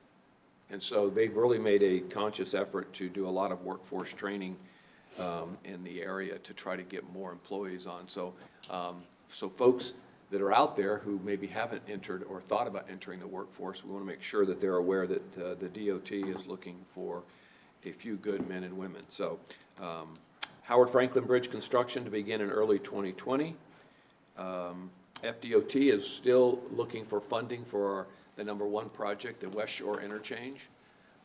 There seems to be some gaining momentum that the downtown interchange and this interchange will have to be dealt with at the same time from a funding standpoint, which will make it a very expensive project. And as we all know, the downtown interchange is still going through a lot of community discussion, in addition to the fact that there's the MPO in Hillsborough County is even looking at I-275 from downtown to Fowler Avenue as to whether to keep it as an interstate or to go towards a boulevard, which is quite perplexing to me. But the district secretary assured us that the Pinellas County and Pasco County would weigh in heavily on this, this regional project. So that's a long way down the road. I've heard from a couple of commissioners from Hillsborough that don't see it gaining much momentum, but we keep an eye on it anyway. The board approved a couple of amendments, a $2.5 million amendment for the design for the express lanes that we talked about, and also $500,000 for the design work of a roundabout on Alt 19 in downtown Palm Harbor. And the last two things that I would say is, one is that we had a North County transportation conversation last week. MPO was there, county staff was there, and PSTA was there. And it was about an hour presentation, which was a little bit longer than I had hoped, but quite frankly, it was all very good. And I would say, maybe I'm wishful thinking, but 50-ish types of people number of people that were there was a really good turnout. And we then had about an hour's worth of conversation, questions, all the way up to about 9 o'clock. So it was really good. I've been hearing about more and more interest in transportation issues, including transit, in North County. And so on many fronts, we continue to have that conversation and further discussion. So I think that's a good thing. And finally, I just wanted to thank the chair today for her efforts at leading this meeting, because this has been it's a very emotional meeting, very complicated meeting, lots of issues the board raised, our folks in the audience raised, but thank you for leading us through this tough meeting. Thank you, ma'am. Thank you. Thank you very much for your kind words. Ms. Leos, could you come forward, please, and give the T-BARTA report? I think we might be especially interested in the finances. All right, thank you very much, Chair Long. We had our board meeting last week, and at the board meeting, we discussed new travel and expense policies as we learn to build T-BARTA up with a lot of policies, procedures, make sure everything is working smoothly with proper internal controls. We also had adopted a resolution just accepting the final report for the MPO and best practices report that was done. We had a legislative update, which was quite exciting. It looks like we will be getting at T-BARTA $1.5 million for operations, as well as an additional $1 million, a part of which will go towards a Hyperloop study. On the financial side, we're doing extremely well financially. We're starting to build little by little a reserve. We're looking forward to having all the different communities to participate at a greater rate so that we have money to be able to move forward with different plans. And speaking of plans, there was a presentation on Vision 2030. That is Tampa Bay's first ever regional transit plan. And there is a survey out on the T-BARTA website I would invite all of you to take, so you can have input into that. And it's a plan that will be connecting Hernando, Hillsborough, Manatee, Pasco, and Pinellas counties. So we're very excited about that. And we ended the meeting with a commuter services program presentation.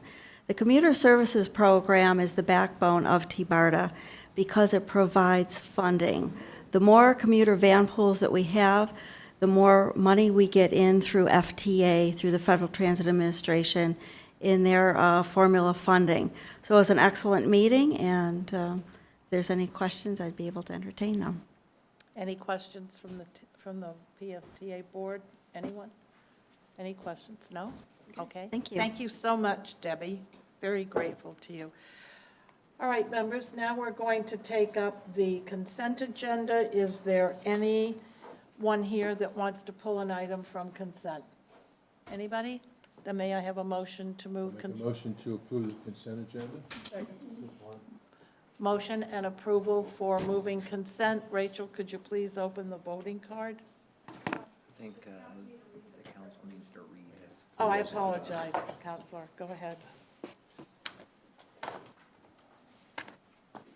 Resolution number 1901, a resolution of the Pinellas Sun Coast Transit Authority authorizing the chief executive officer to file an application and the submission of any other requested assurances, documents, and other information with the United States Department of Transportation for sections 5307, 5339, 5337, and 5310 grants and or grant amendments under the Federal Transit Administration Act of 1964 as amended.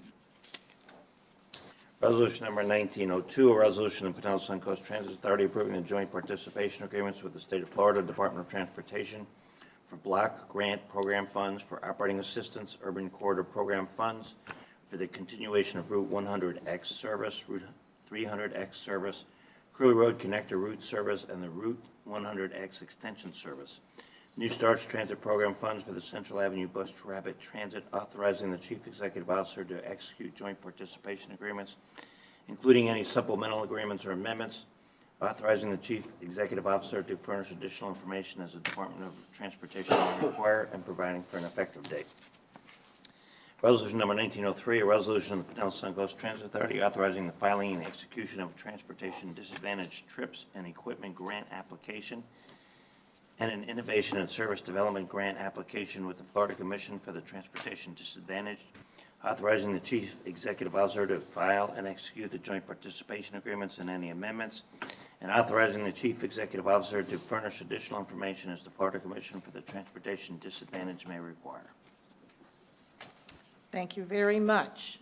Now, could you open the voting? There you go. Everybody, okay? There, and that passes unanimously. Oh, I'm a yes. And I'm a yes as well. Oh. All right, thank you so much. And now we are on to, why is it not moving? Mr. Pierce, would you like to come forward and give our legislative update? Yeah. Thank you for being here. Good morning, Madam Chair, board members. Thank you for the opportunity before you this morning. So, session ended on May the 4th, 61 days as opposed to 60 days, but 1 day over this year. I'm going to give you a summary. After 61 days, 6 committee weeks, 3,700 plus bills, nearly 3,000 amendments, 3,765 votes taken, 44 sessions, 196 bills passed. What in the world happened in Tallahassee? So, let me start with the budget. This year's budget was $91 billion, the largest state budget in Florida's history. If you look at Health and Human Services and Education, they make up the large majority of the state budget. They make up over 70% of the state budget. Health and Human Services by itself is over 40% of the state budget. If you look at record funding in silos of education and the environment, and probably what's important to us, the DOT work plan was fully funded, which is obviously very important to many of the efforts that we are working on. We took 2 trips as a board to Tallahassee this year. A number of board members attended. Thank you for those that went up. If you look at those trips, I think we ended up with 25 plus meetings, which is very important to be up there advocating on behalf of PSTA and T-BARTA, which I'll get to in a minute. So many of the issues that we were working on, it was very helpful having board members have your voice being heard in Tallahassee. And again, 2 separate trips, probably 25 plus meetings during those trips. Let me talk a little bit about T-BARTA's legislative agenda. I know you've heard a little bit about that, but you showed as a board a lot of leadership for T-BARTA over the last year. And I think it speaks volumes of you having, as a part of your agenda, supporting T-BARTA's legislative agenda this past year. So under the leadership of Madam Chair, in the Legislative Committee, Brad, Cassandra, Debbie, thank you so much from a budget standpoint, really allowing us to go to Tallahassee and look at specific dollars that were needed for T-BARTA. So $1.5 million for operation is a line item that is in the budget. There's also another $1 million to be used for innovative transportation projects that can be used for feasibility studies. So the total number is $2.5 million. It is non-recurring revenue. The governor does not have the budget yet. The governor should have the budget. As you know, the governor and the cabinet are in Israel as we speak. They had a cabinet meeting this morning. They'll be back over the weekend. Budget will probably be presented to the governor sometime next week. We expect him to act relatively quick. The good news is what we're hearing out of the governor's office is the funding for T-BARTA seems to be in a very good place at this point. A lot of people made that happen. President Galvano from Manatee and Hillsborough was very supportive of that. He's been very supportive of T-BARTA, will continue to do that. On the House side, Jackie Toledo, Representative Toledo from Tampa, was very helpful. Senator Travis Hudson from the Jacksonville area was also very supportive of getting us the $2.5 million. Again, it's non-recurring revenue. So we're going to have to go back next year and have this conversation all over again about trying to getting additional revenue for T-BARTA, and I'll talk about that a little bit later. Why? T-BARTA asked for $1.5 million. That was something we were advocating for. Why did we get more money? The reason we got more money is because the legislature was looking at additional requests from the region for feasibility projects. Instead of kind of creating a food fight on what projects they should fund or not fund, they actually decided to give those dollars to T-BARTA and let T-BARTA be kind of the clearinghouse for those projects, which is the entire purpose and mission of T-BARTA. So I think the legislature sees T-BARTA as being relevant. I see them moving forward, and I think this is going to be the norm, by the way. I think in the future you're going to see the legislature funding additional projects through T-BARTA and allowing them the opportunity to fund those. Over the next 3 years in Tallahassee, I think T-BARTA's funding is well positioned. I think number one, between President Galvano. I think number two, between soon-to-be Senate President Wilton Simpson from Pasco County. Those are two people that will be very important to the additional funding, as well as Representative Chris Sprouse right here in Pinellas County has been very, very supportive as well. Let me talk about two different areas that were specifically on our agenda. Number one, you've already heard about, is transportation disadvantage funding. If you look at the overall funding for transportation disadvantage this year, it was just over $55 million, which is actually down slightly from last year. To Patty's point, it was fully funded, the actual plan. What they did differently this year is last year they funded it almost $59 million, but they funded some individual projects out of that. They didn't do that this year. They actually just gave them $55.5 million to be able to then disperse through a formula back to all the respective counties and organizations.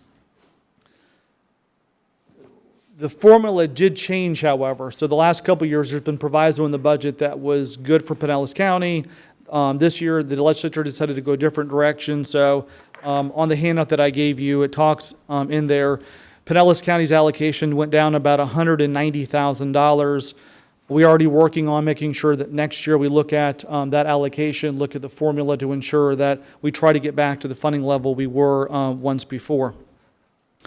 I will tell you, the one thing I would encourage us to look at, Brad and I have talked a little bit about this during session. One of the priorities of the Senate President this year was Senate Bill 7068. As a part of Senate Bill 768, it's basically the regional corridor study where they're going to look at creating 3 additional kind of toll roads throughout the state. Number one, taking the Suncoast Parkway up to at least to I-10, possibly to Georgia, taking the Florida Turnpike over to I-10 as well, and also creating a new toll road kind of down the central part of the state, Polk County, going south. In that bill, there's actually $10 million that can be used as a grant program for transportation disadvantage related projects. T&Cs are specifically mentioned as a part of that, Uber and Lyfts of the world. We may want to look at that and maybe create a partnership with Uber or Lyft on trying to fund some additional projects for transportation disadvantage out of that pot of money. Uber's already reached out. I think they're willing to have a conversation since they have a partnership with us. That's something that we need to look at. Probably one of the most important things that came out of transportation disadvantage this year is there was some talk in the early part of session. They were not going to fund the Innovative Grants Program once again. Ladies and gentlemen, if that had gone away, that would have had a huge impact on our late shift program. That was not taken away, so the good news is that remains in place and something that we continue to build and hopefully be able to grow over the next few years. Let me also mention paratransit's very important to this agency, specifically how we deal with Medicaid-related transportation issues and how we're reimbursed from the state and reimbursed from ACA. On those, I would like to share with you, there was a bill that was passed this year that would allow TNCs, again, Uber and Lyfts of the world, to be a part of the Medicaid transportation system, specifically for non-emergency related incidents.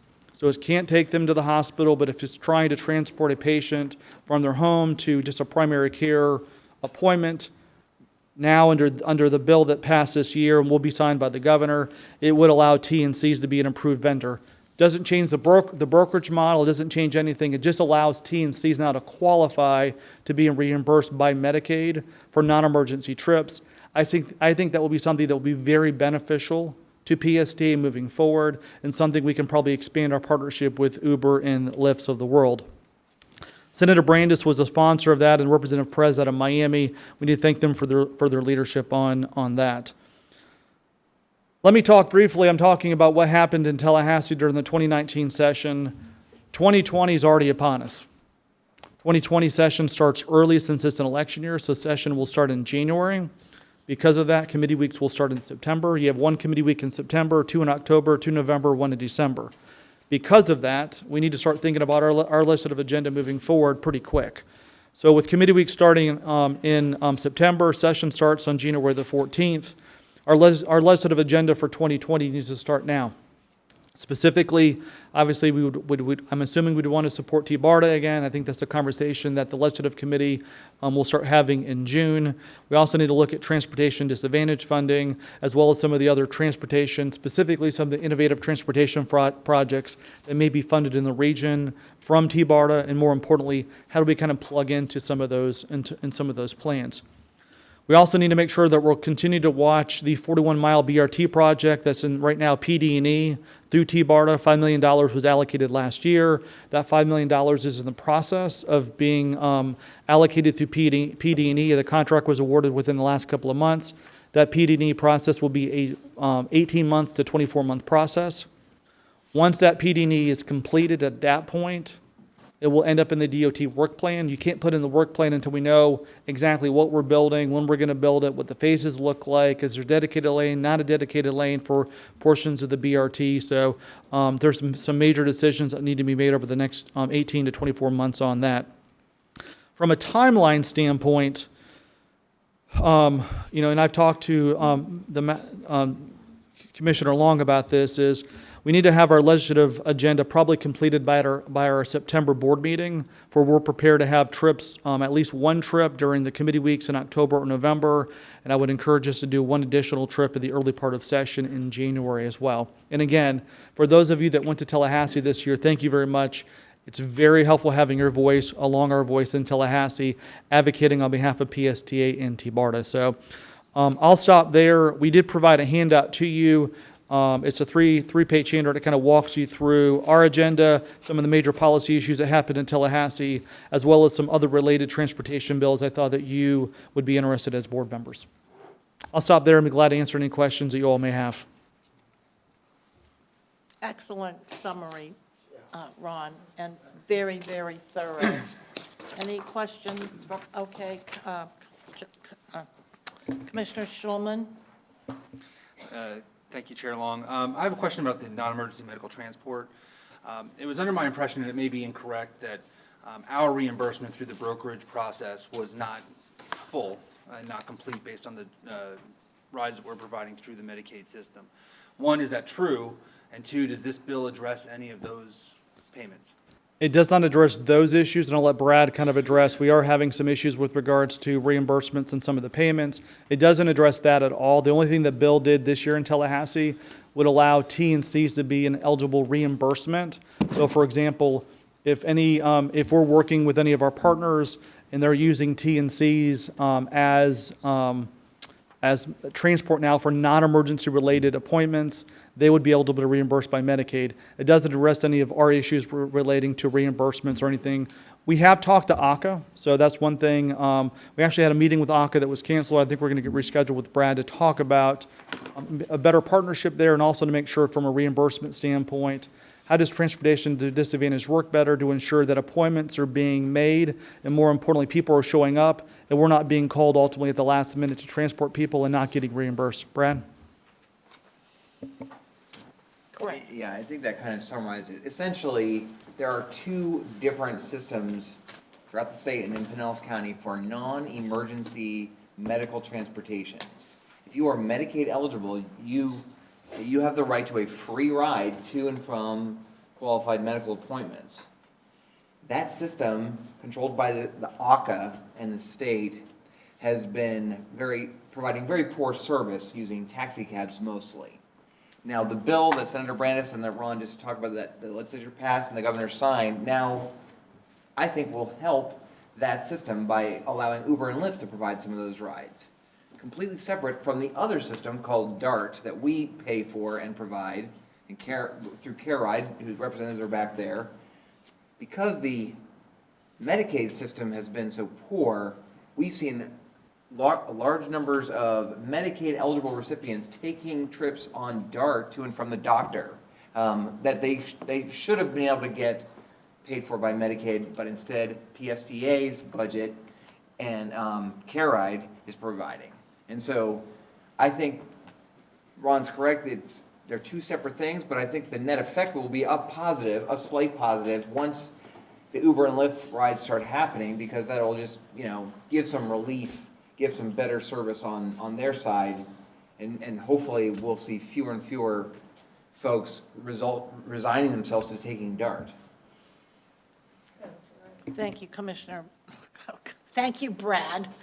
Commissioner Gerard. I just had a question for Brad. Is there a way that when people call for DART services that we can ask them, are you Medicaid eligible, and have you talked to Uber and Lyft? Yes, I mean. Yeah, we could. We don't. Well, I mean, now that that has been signed and Right. is in place. Well, the issue is that the folks maybe have tried to get a Medicaid trip, because there's not enough financial incentive for them to want to take DART, because they have to pay $450 instead of free if they get a Medicaid trip. The issue is that they tried to get a Medicaid trip and then the cab didn't show up, so then they called DART. We've tried different ways. We've thought about just asking them and taking their word for it. That might help.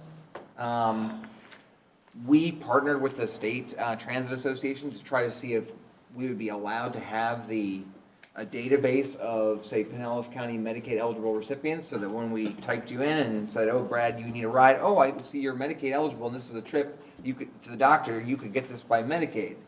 We're not allowed to access that because of HIPAA, that database on transit systems are not allowed to get the list of Medicaid eligible recipients. So that's something that we're still trying to work with the legislature. Maybe we'll be able to get somehow, that the ACA contractors do get, so that's still in the works.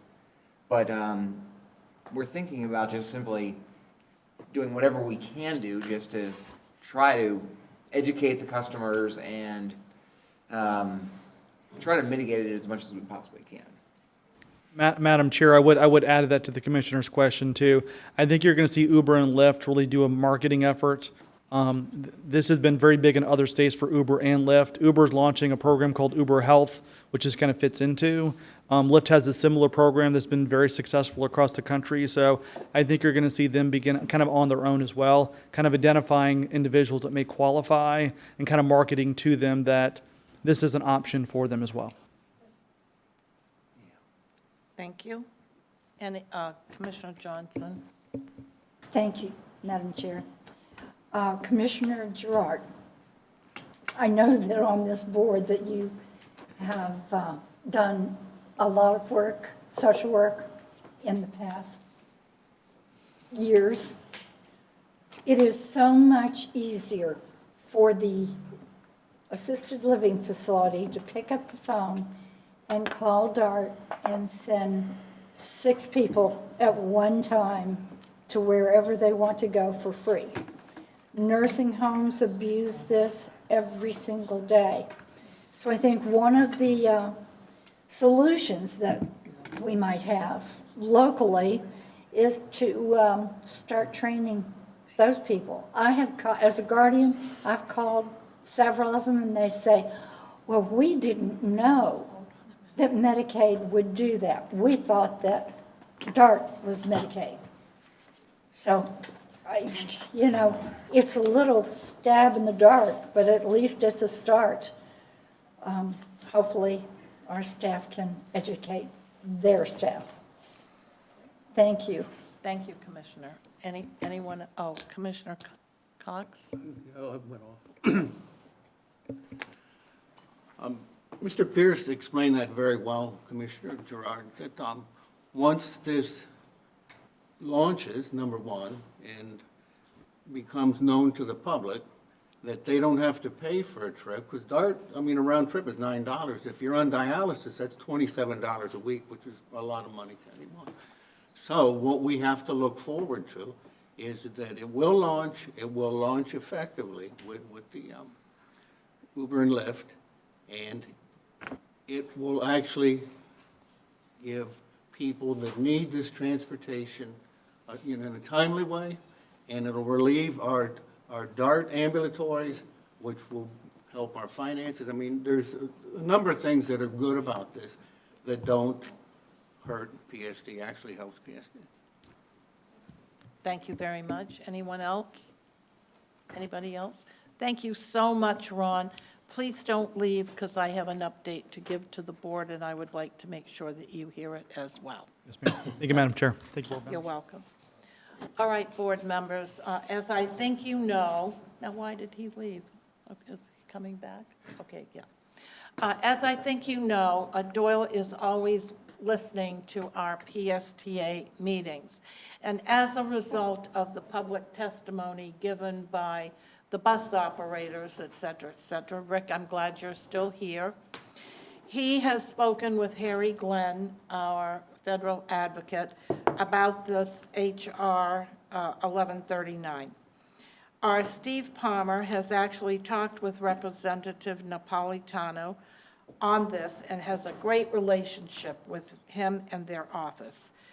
The bill has 134 Democratic co-sponsors and 7 Republicans, and our Congressman Castor is a co-sponsor. Congressman Christ and Bill Arakis are not. So there's a little homework. Hopefully your group can have a little chit-chat with those two, and I'm sure we will as well. The bill is supported by TransUnion, but APTA would not support it. So Brad, go forth with your relationship at APTA and your connections and find out what their issue is. Some expectation that it will not move on its own, but the reauthorization of the FAST Act, the 5-year highway/transportation authorization bill, is due a year from this September, and there is a belief that there will be a possible push to include this bill into that, essentially creating a worker protection program to share best practices, et cetera. He doesn't want it to be an unfunded mandate, though. So for those of you that have a circle of influence with our congressional people, now you have a little bit of homework to provide to them to look into it and co-sponsor that bill. And I do believe that the message we received from our operators and the union was that we need to put a sense of urgency on this. I don't get from this little summary that there is much sense of urgency, perhaps at the federal level. And maybe that's additional work for your folks as well. Just saying. Okay, with that update, then let's move on to 6B, the capital plan and reserves. Debbie? Thank you, Doyle, for that excellent summary, by the way.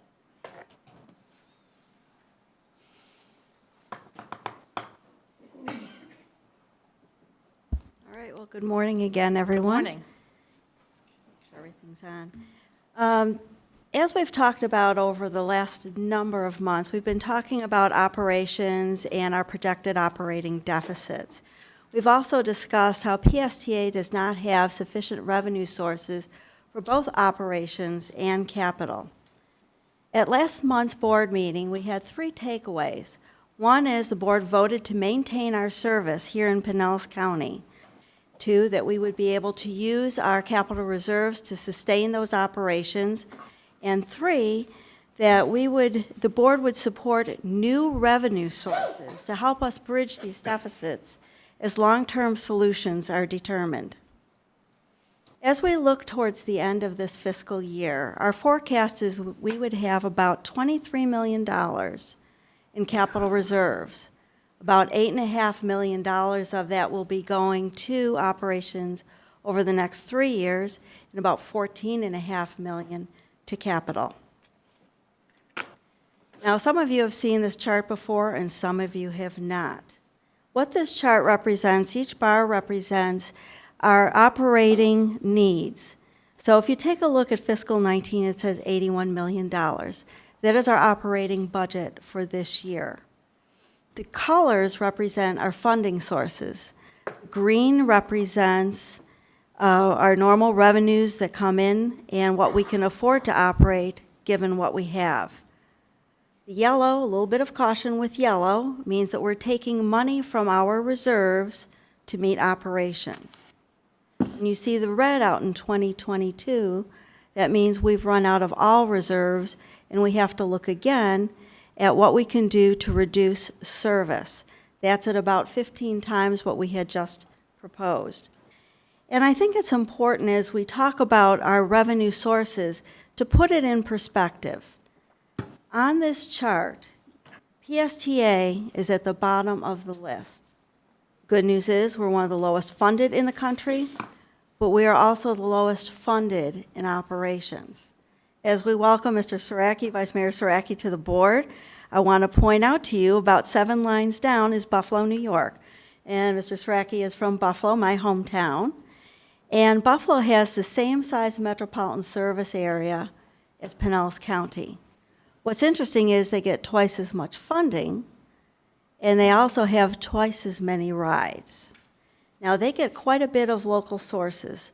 They get sales tax from the county, they get mortgage recording tax, and they get general revenue funds from the local counties to help match state operating assistance.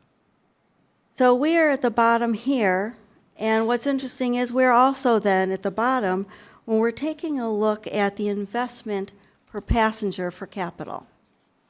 And of course, using our reserves for operation will continue to have us at the bottom of this chart as well. And this chart comes from our American Bus Benchmarking Group. It's sort of an independent way for us to look at data. What I really was impressed with was at the January workshop that we had, one of the things that came up, which makes perfect sense, the more funding we have, the more we can invest in our community. So where are we with our reserves? Given that we want to maintain our service at the current levels, and given our current funding sources, we anticipate to be at $23 million at the end of this fiscal year. Going forward, by the end of 2020, we'd be at $15 million. By the end of 2021, we'd be less than $1 million. Over the next 5 years, we have a capital plan of about $146 million. If I were to optimize all of our capital resources and have them in the perfect working order, I would need about $164 million. To expand service, to do new things, we need about $120 million to improve.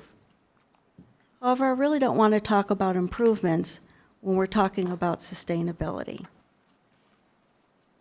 What I do want to talk about what is funded and what is not funded. So we have on here buses, which is one of our main staple of all of our assets. We have technology improvements on here. And we also have facilities and different matches to different grants. And these projects help to support providing increased service to our customers, as well as frequency and speed of service, as well as going out for discretionary grant funds. So let's talk a little bit about our technology. We have learned that 3G will no longer be supported in a couple years, going to a 5G technology. This is something that's out of our control, but something that's very important to our customers, to be able to know when the next bus is coming. We anticipate this to be about a $10 million project. Now, $10 million is a huge number to come together. I'm very good at cobbling, so I'll be cobbling together a variety of grants to be able to achieve this over the next couple years. We also have our rapid transit service. This project is indicative of what happens when you leverage our capital reserves for additional funding. With a 17% investment, we get an 83% additional investment from other sources. Now let's talk a little bit about what's not funded. There's quite a few things on this list, and now's a good time to also talk about the comment, Commissioner Justice, you had made. You know, it dawned on me, when you have a workforce of probably, Brad, maybe 90% or better of safety-sensitive positions, safety becomes part of our culture, and we don't talk about it enough. Every year that I've been here, we have done many safety-sensitive projects to help improve things for our mechanics, our bus operators, for our facilities, as hardening of our facilities. So we probably should talk about it more often and put it out there, because we always have things in our operating budget and in our capital. One of the things that I do with our capital budget is we prioritize everything, so that as either new things come up, we can take things off the bottom of the list and put things on. As Brad had mentioned, we had already written to FDOT regarding getting money for some sort of operator safety improvements. We had also already been in the process of putting in a grant for the Transit Safety Security Program. Now, that process may take longer than what we're anticipating and what I've heard today at the board. So we will go through and look to see how we can best fund this, because priorities can shift.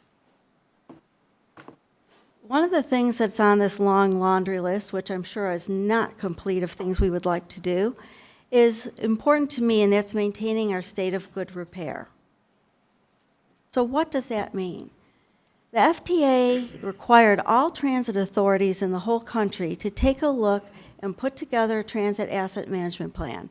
It took us about a year to conclude, and it's something that's a living document that'll be updated annually. So what the Transit Asset Management Plan is, it says, what do we need to do to stay in a state of good repair, which means everything is running and operating at full capacity.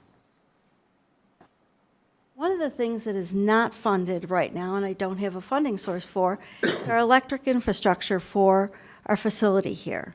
Again, that's about $10 million. We will have to put discretionary grant applications in, maybe look to private funding sources, such as Duke Energy.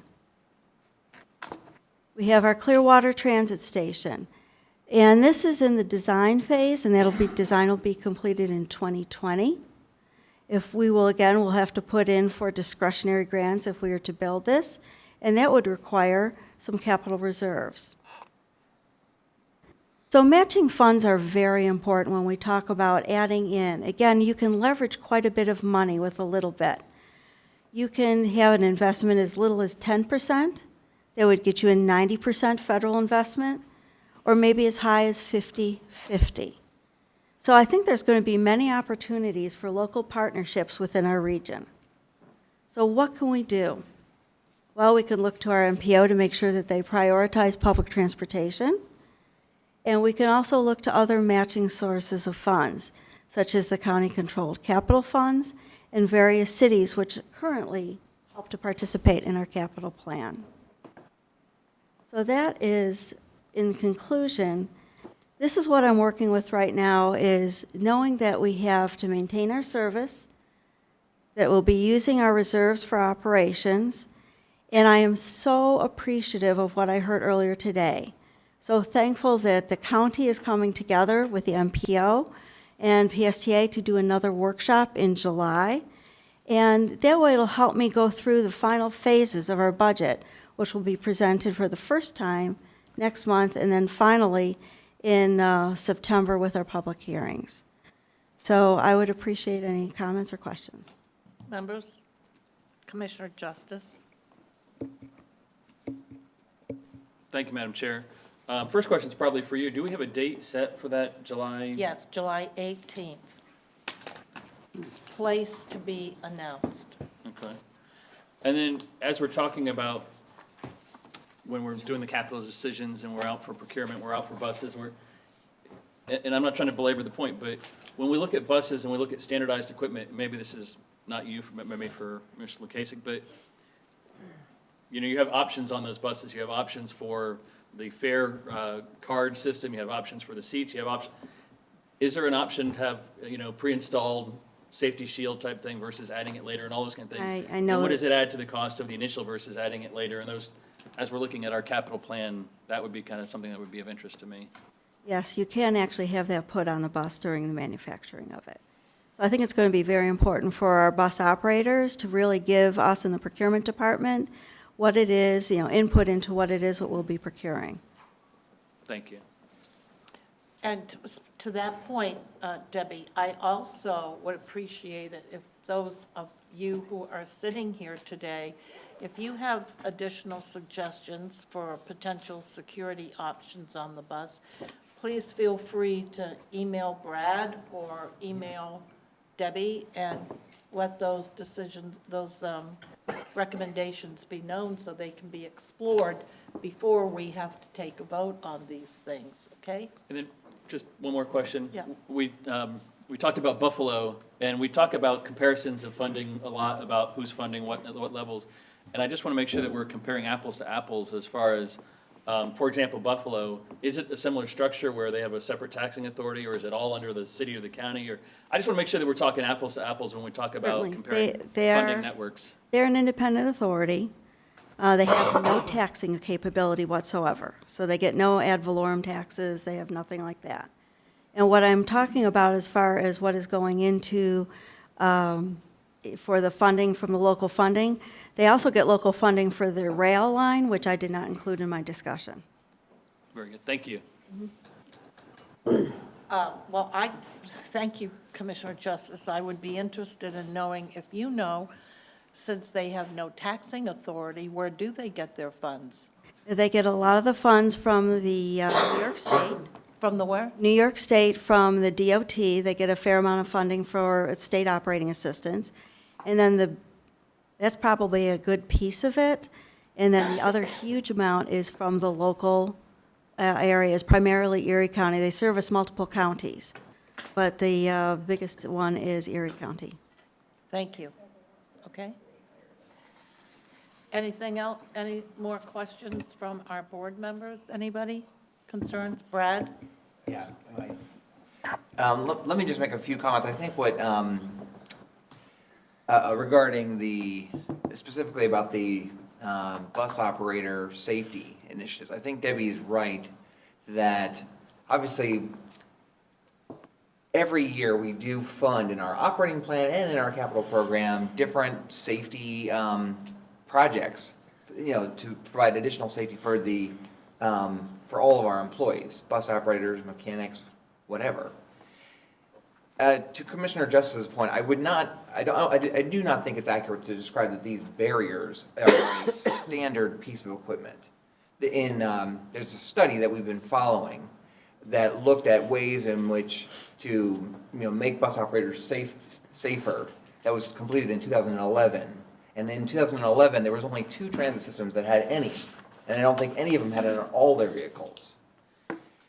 Since 2011, probably in the last, I would say 2 years, 2 or 3 years, that there's been more interest in these barriers. There actually was, we were told, Hart had 10 barriers on 10 buses maybe 15 or 20 years ago, and then they got rid of them because the bus operators didn't like them and they felt that they couldn't see around them and other things. Things have changed. The first conversation that I've ever even had as an industry, Cassandra and I were just in Chicago earlier this month, And there was a discussion among CEOs of all the different transit systems about whether these barriers are a good thing or a bad thing. The really one transit system that's had them now for a while is Philadelphia. And then lots of discussions whether Pinellas or anywhere else is like Philadelphia or not. But the reaction is sort of mixed. Overall, of course, they do provide some level of, or at least they make the assaults that happen less, they lessen the damage that an assault can occur. And that seems to be the case. But they're not a perfect solution. So to say that we started having these discussions, everybody started to have these discussions. I think this, as James said, this incident that happened over in Hillsborough County has reverberated across nationwide. The first time I heard of this transit security bill in Congress, I think it's been, it was turned in, it was proposed several years ago, but it hasn't really been getting any traction. And then I think it will get more traction now that this incident has happened in Tampa. So I think, everybody is on high alert on this issue. It's new. I know James, our COO, flew on the airplane back from his conference with the representative from Gillig Bus, who is ready, willing, and able to take our order. So when we get new buses from them, all the new vehicles we get certainly can be already equipped with these barriers. What we're really going to have to look at, though, is how to retrofit the existing vehicles that we already have. Okay. Anybody have any questions, thoughts, comments? Anyone? Thank you so much, Debbie. I venture to say more to come. Did you have something, Commissioner? I just wanted to tell her she did a great job. Oh, yeah, as always. you, She's Vice a Mayor. terrific asset for PSTA and for T-BARTA as well. So, yes, we treasure her deeply. Anyone else? Anybody? No? Okay. Well, then, let's move on to Brad to give his update on the reports that are included in your packet today. Brad? Great. Well, thank you all very much. And I do want to express also my thanks, as Ron did, to Commissioner Long and Commissioner Cox, and earlier, Commissioner Johnson and Commissioner Bennett, for coming with me to Tallahassee this past year. I would deem it a success. We were successful in getting the Medicaid, supporting the Medicaid bill that will help us with our DART costs. We were very successful with the advocating on behalf of T-BARTA. We had a little surprise on the very last day of session when we found out that they had changed the formula on the transportation disadvantaged, that in a way that didn't help us, but really helped Miami-Dade. So that's already on our list for 2020. But it is, as Ron said, very helpful to have board members come with me. In your packet is the ridership report, and we had a good month of ridership in April. April is always one of our highest ridership months of the year with spring break. And I noted this, I thought this morning, well, with my kids, today's the last day of school, so ridership will drop now by about 200 or 300 people a day when school's out throughout the summer. So probably not as many records over the summer. But we had record ridership on our Clearwater Spring Break partnership. Thanks to the city of Clearwater for helping to support those the trolley rides to the beach. We also had record ridership, the highest ridership ever in the month of March on our Central Avenue trolley down in St. Petersburg, from downtown St. Pete to the beach. That ridership just continues to grow. What were those numbers, Brad? Do you have them there? Anybody? I don't have those numbers readily available, but I can. Cassandra, do you have those numbers? The numbers on the St. Pete Beach corridor for March? Or Oh, well, I know that on the Central Avenue trolley, the average ridership per day in March was over 3,600 people just on that route. on the Central Avenue trolley. I don't have the Clearwater numbers, but speaking of St. Pete Beach, as you know, we gave a presentation last month on our funding plan for the Central Avenue Bus Rapid Transit Project. And we've had a number of meetings. I want to thank Chair Long for attending 2 meetings with me to speak to the St. Pete Beach Commission. Last night was the 3rd meeting in the last month with the St. Pete Beach Commission, which was specifically asked by the Commission for PSTA to give some information about the BRT before they decide whether or not to support a proposed interlocal agreement. When our staff got to the meeting last night, they refused to allow PSTA to give any kind of presentation and hear from PSTA. There was a large contingent of folks at the meeting, about 50-50 that were actually residents of St. Pete Beach. Other residents from all around Pinellas County came, opposing PSTA, public transit, and St. Pete Beach, and the Bus Rapid Transit Project, but with a lot of misinformation. It was just really all over the place with the information that they spoke of, and then when requested if PSTA could make a statement, there was just no time. There was no time allotted to PSTA to provide any information. So now we're back on yet another meeting agenda on June 11th, or at least I've been told by the city manager, we'll be given 15 minutes to give a presentation. It's been frankly quite frustrating to not be able to provide accurate information over and over again. I think Commissioner Long can speak for herself as far as that, the discussions she's had. I know she's had a lot of discussions as well. We still have a very viable project, and this ridership report on the corridor just speaks for the need for where the data shows that public transit is supported, that's where we should invest further. Hopefully, at some point, we'll be able to make that presentation to the city of St. Pete Beach. I'm sure there might be, Commissioner Long might want to speak about that. Let me just make a few final comments. On a very positive note about our employees, I'm very happy to report that at the National Bus Conference in Louisville, Kentucky, our maintenance team, a team of 3 of PSTA maintenance employees, came in first place in North America in the bus maintenance rodeo competition in the powertrain category. That would be the engines and transmissions. That's pretty awesome. Yeah.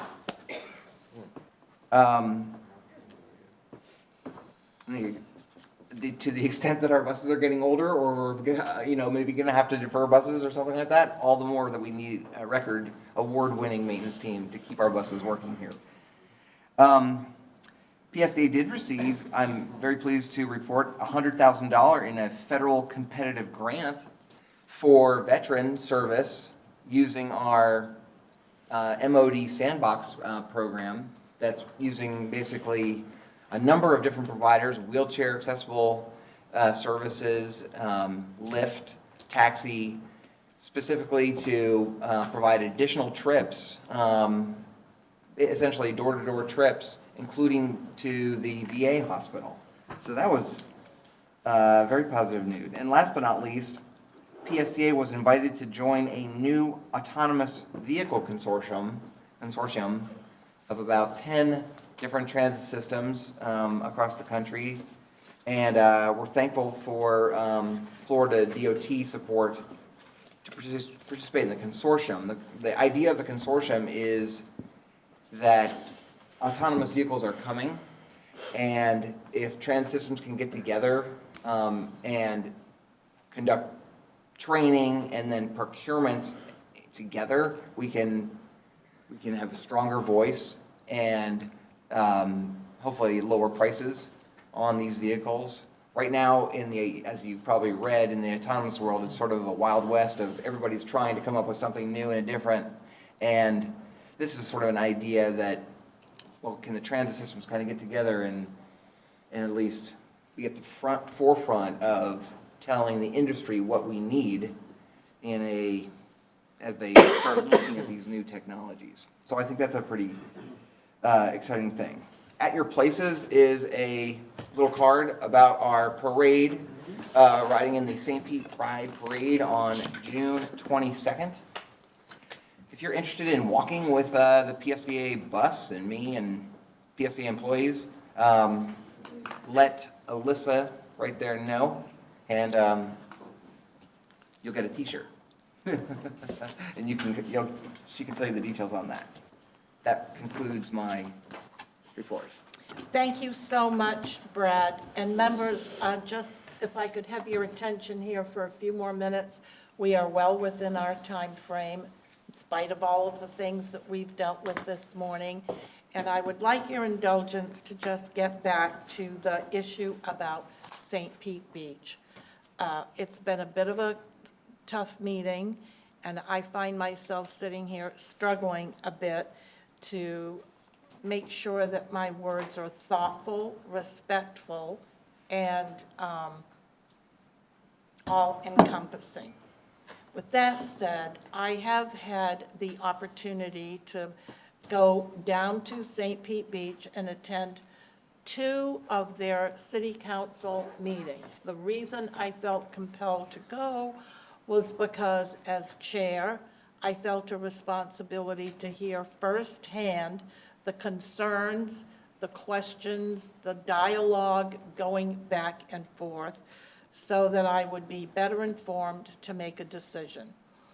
After the second meeting, it became very clear that it might be a good idea if I had a one-on-one conversation with the mayor. And we followed up and had a delightful, thoughtful, and what I thought was a very productive hour and a half discussion. There were many different things that were discussed as a result of the work that we have been doing in St. Beach. There was a lot of misinformation that I shared with the mayor, including the amount of money on a spreadsheet that Pinellas County has put into St. Pete Beach. Now, why was that important? Because in one of the meetings that I attended, the remark was made, well, you know, St. Pete Beach contributes $9 million in our bed tax to the county, and it'd be really nice if once in a while the county could step up and help us out a little bit. Well, I can bet you can imagine that really didn't make me very happy, so I decided to do some homework and find out how much money we had contributed to St. Pete Beach. I dare say when I showed that spreadsheet to the mayor, he was quite surprised, number one.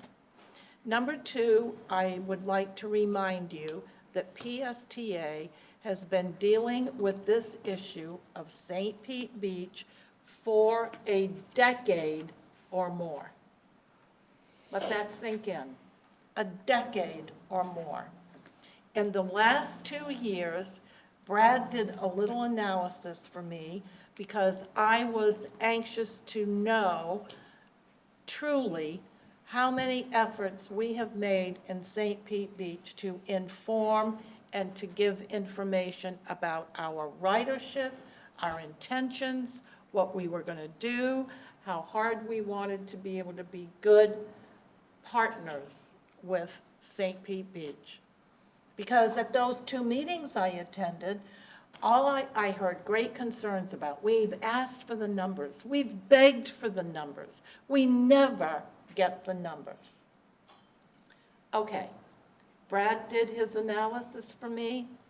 At the second meeting that I attended, it made meeting number 31 that Brad or his staff had met with the city council, the mayor, and/or each one of them individually, including the city manager. So I think you've all heard that little phrase, if you keep on doing the same thing and you think you're going to get a different result, that is usually the definition of insanity. Yesterday, I asked Brad, I had my one-on-one with our county administrator.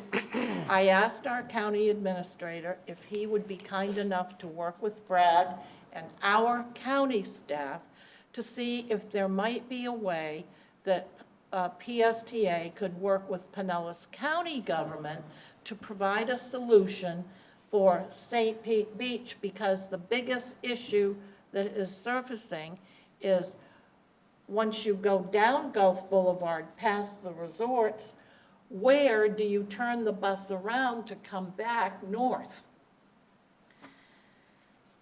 We have given every consideration, every possible issue that they've had, we have addressed, from the size of the bus to the fact that they want no bus service on Paso Grill.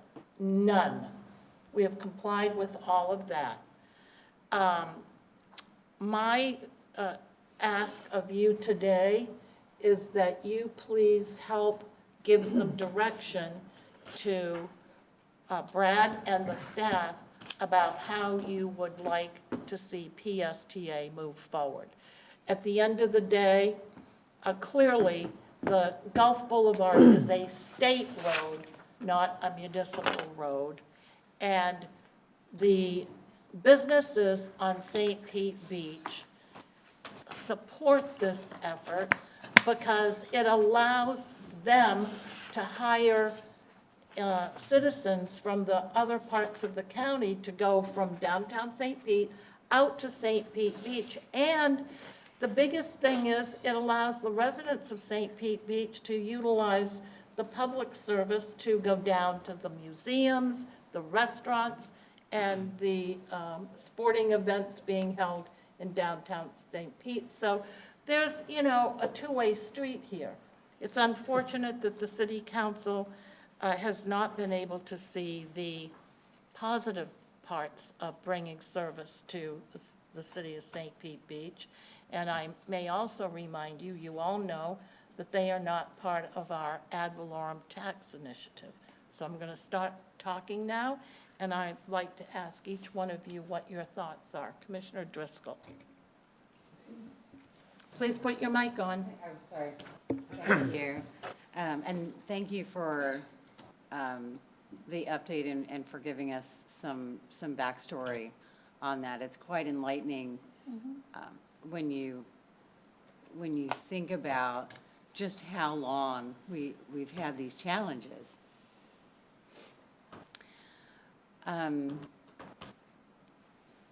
I would like to hear what my fellow commissioners have to say regarding this, those who have been on this board and dealing with this longer than I have. But it's so obvious that we have a city that needs to step up and do their part and recognize the benefits that PSTA brings to their local economy and to the quality of life of their residents and the folks who visit there, giving them the options that they need to make the most of their experience. I mean, just from a tourism point of view, if you're staying on St. Pete Beach, you've got the things that are there. If you have easy access to more of the area beyond the beach, you're going to stay longer. And guess where that money goes? To the hotels on the beach and the restaurants and so forth. The more options we give people to explore, the longer they will stay and continue to spend money. So that's something that benefits everyone, but it does especially benefit the city of St. Pete Beach. It is really unfortunate that we're at this point right now, and that so little regard is given to people who work very hard to give that city the reputation that it has, but you don't want to help out with their transportation. I just feel that this has gotten to a point where it's unconscionable to take and take and take and not offer to do your own part. Thank you. Thank you. Thank you very much. And to further the discussion, please keep in mind that PSTA was on the agenda yesterday for the workshop, which had been moved to a workshop because of the conversation at the previous city council meeting. But our staff, when they were ready to present, and staff, Brad, our engineers, everybody got involved in putting this presentation forward. They were not allowed to present and give the facts to correct the misinformation. That is where I am at my wit's end. So thank you for your input. Councilor Albritton, please. Put on your mic. There you go. Thank you. Yeah, I agree, the same thing. I think everybody ought to pay their fair share. You know, this board was dedicated not to cut services. If anything, we want to give better service with our bus system. We have a very good system that's running very well, and to have, I just think maybe the wrong people are talking there, because if you talk to the hotel owners, hey, most of their employees live on the mainland, and their employees are using the bus and depend on the bus. So just because, you know, the residents don't seem to want to use the bus, a lot of people use that bus, tourism and employees, especially in the barrier islands. So I'd like to see them really step up and listen to the facts and just don't take the misinformation that seems to be floating around. I'd be very interested in going to that next meeting too as well, and sitting there and supporting the PSTA. So keep me informed on that, please. Thank you very much. Lovely. Commissioner Bennett. Well, you know, I'm a 100% advocate of pursuing an equal contribution from all the municipalities. I think that if you look down Gulf Boulevard and you count the bus stops, the cities that are paying the least have the most. I drive down Gulf Boulevard 4 or 5 times a week, and have gotten to the place where I count bus stops, and I think about the 6 that I have in my town, and the 35 that Treasure Island has, and the 64 that St. Pete Beach has. They're not paying their fair share, and they should be. Thank you. Commissioner Schulman. Thank you, Madam Chair. I struggle with this tremendously, mostly because the decisions we make impact both the businesses on St. Pete Beach as well as the workers that work there, and we're talking about real people. And I think we all agree that the problem exists. So we're hearing the same sort of, it should be fair. A radical-ish action could be to stop the buses. Let the people of St. Pete Beach see what it's like. I would even be in favor of also using, individually having PSTA give rides via Uber and Lyft to our workers in St. Pete so they could see the number of cars that would be coming into St. Pete Beach. I think Forward Pinellas said 82% of workers on the beach come from outside of St. Pete Beach. And I don't think the residents of St. Pete Beach see it. And we can keep talking about it, but until they see it, they're not going to change their mind. So, you know, my first notion would be like, just stop the buses. But that affects real people. So, you know, giving an alternative to our citizens to get to work would hopefully, for a short period of time, allow the residents of St. Pete Beach to see the value of PSTA as opposed to hearing about it, which may get them to move. Thank you. Commissioner Eggers. Well, very interesting thoughts there, Commissioner Schulman. Well, yeah, it's kind of, it's odd that we're having a conversation with a city that, over transportation or transit issues that benefit so much from it, and yet don't pay towards don't pay the rates that everybody else pays. So it seems to me that maybe we're not doing a good enough job at the grassroots level. Some of the folks have mentioned businesses, Chamber of Commerce's, resolutions from this board, resolutions from the county commission, that basically really get that groundswell of support. And again, I'm not, Commissioner Long, I'm not being critical here. No, I know, I'm just saying. Value the input. No, what I'm saying is that we're doing a great job of reaching out to the state and the feds to give our story, but maybe what we need to do is be talking to the Chamber of Commerce's down there in the business community that thrive in St. Pete Beach, and get a petition going of some type that says, hey, city commissioners, you may be listening to a group of people, but look at all of these other people that really make your city hum, if you will.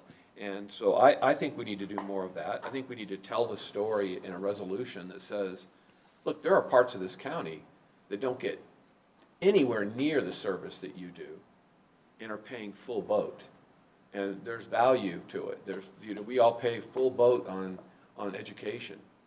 And many of us don't get that service anymore, but we're doing it for others. So it is more about than just for yourself. It is about being part of a really great county, whether you're at the south end of the county or the north end of the county. Everybody participates and tries to make us a more robust organization. So I think if we could do a couple of those things and pass along some pretty strong salient points that talk about your people need it, your people are asking for it, maybe we're just not getting the right folks to speak up. So just a thought. Thank you, Madam Chair. Thank you, Commissioner. Commissioner Gerard.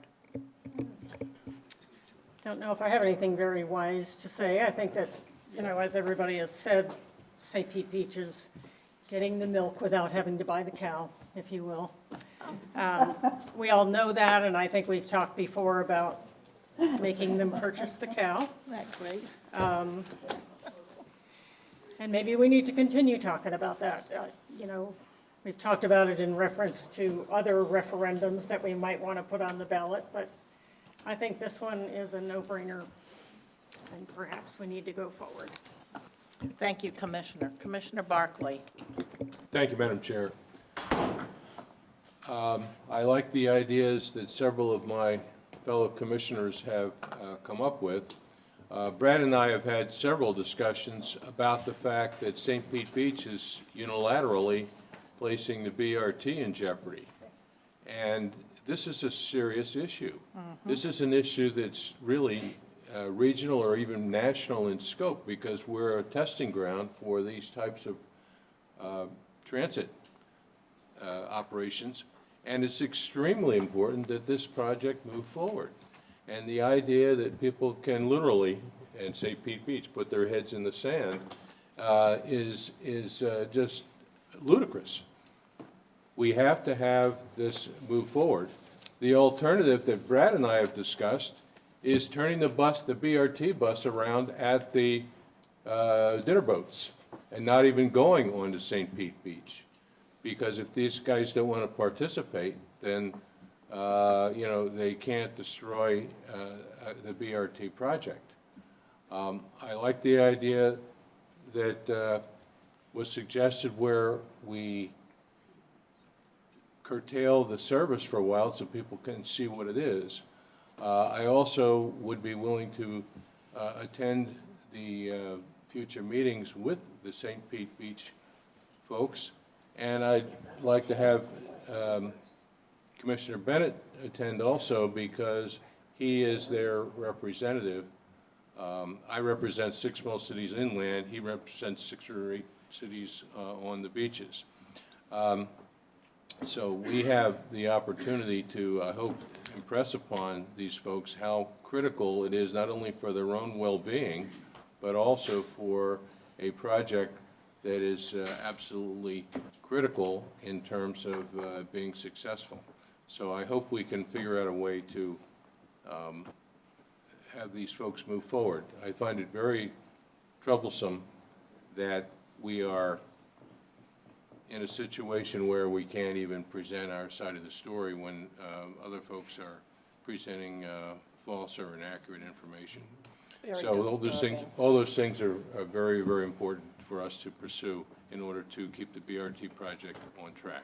Thank you, Madam Chair. Commissioner. Thank you. Commissioner Saraki, please put on your mic. Thank you, Madam Chair. I must say, I definitely, for my first meeting, I've been thrown into the fire. There you go. Welcome. This has been an amazing learning experience for me, and I want to thank all of you for your leadership. I look forward to working with you. As far as St. Pete Beach goes, this is a new item that I really didn't know anything about as of right now. But I am close friends with Vice Mayor Terry Finnery from St. Pete Beach. She sits with us on the board for the Suncoast League of Cities. She was just sworn in last week Saturday as third VP. I'm the first VP, so I plan on reaching out to her and finding out what her idea of this transportation issue in St. Pete Beach is going on. So I'm going to reach out to her. Also, Ward Frislowski is on our Tampa Bay Regional Planning Council Board. I've talked with him several times, and I'm also going to reach out to him to get myself more educated. So our next meeting, I'll be able to get back to you and be able to talk more about this issue and be able to help our board solve this issue. And that's all I have, Madam Chair. Thank you. Thank you very much. Commissioner Gracie. Thank you, Madam Chair. And, you know, listening to this, I am in lockstep with every member on this commission or this authority. We're a one county the last time I checked. And so I'm very interested in attending the next meeting at St. Pete Beach.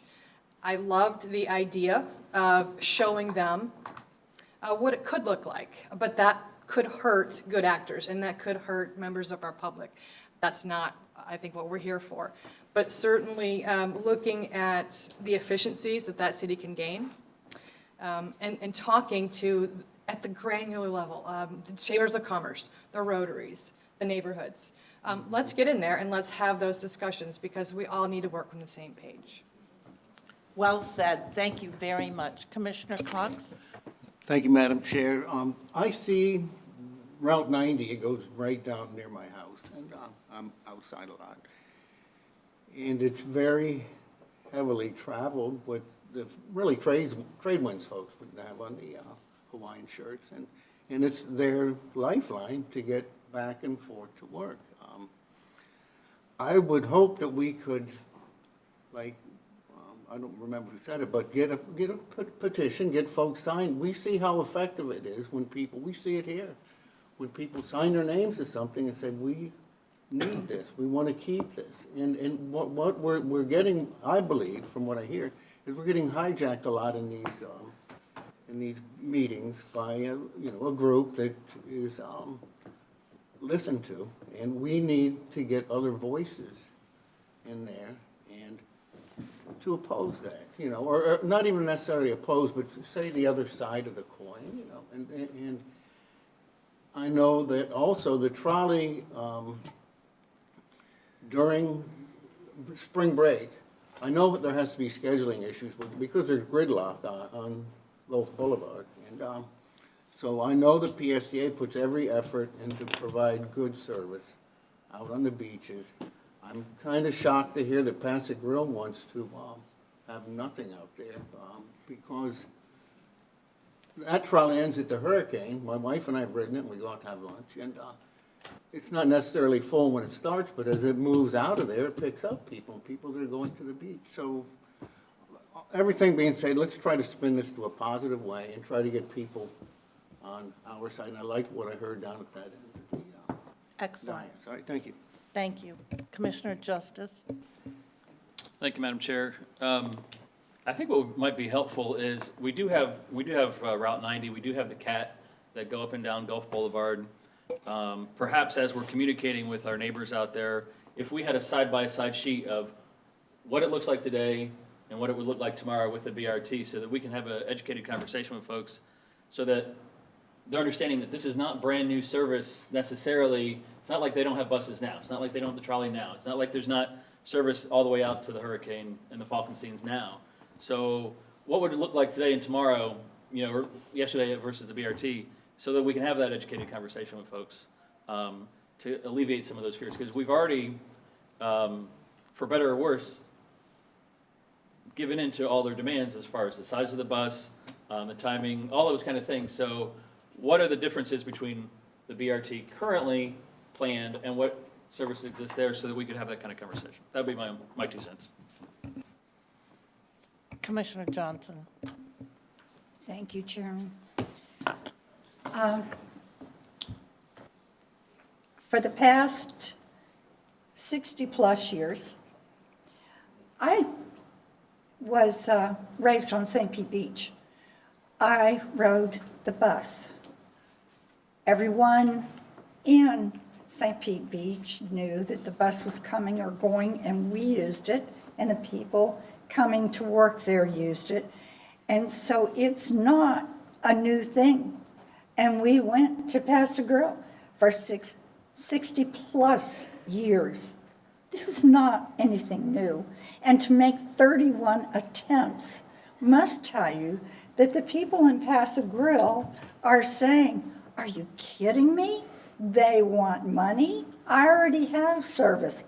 I don't care about it. I'm not voting for it. My bottom line is, and I've said it before, there are 7 non-participating municipalities in Pinellas County that are benefiting from all of the rest of Pinellas County, and it's time that they get up to the table and pay for the service. It's time, and we can do that.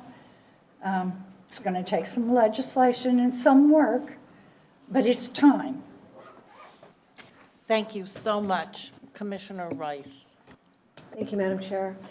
Well, I have a lot of thoughts going through my mind. Number one, I'm sorry that PSTA was treated unfairly and disrespectfully at the meeting last night. I think one of the strongest feelings I have about wanting to see this project through is that I just don't want to buckle in to prejudice and discrimination. And I think it's very important that we have rational discussions where we sensibly isolate the issues that St. Pete Beach has so that we can understand them and work to meet with them. I understand that we've already been doing that to a great deal. But without that type of structured discussion, I feel like our work gets lost because of the emotions of a crowd. And I think we owe it to everyone to have a better discussion about what this bus service means to our entire community. A couple of years ago, I published an op-ed when I was chair of PSTA, and it was in part to kind of smooth over some wrinkles because we had a past board member say something a little bit inflammatory about St. Pete Beach, the whole, bringing, forks to a picnic comment. And they're still talking about it. Yeah, I know, and they're still talking about it. It's really hard to dial those things back once they're said. And it was my point of view, and perhaps it was a minority opinion, but I felt strongly that this BRT project provides so many strong regional benefits that it was worth it to perhaps even overlook that St. Pete Beach themselves would not be able to chip in the full amount. And although it's certainly a fair conversation to talk about why maybe they should, I still thought that it was important for us to go forward even without it.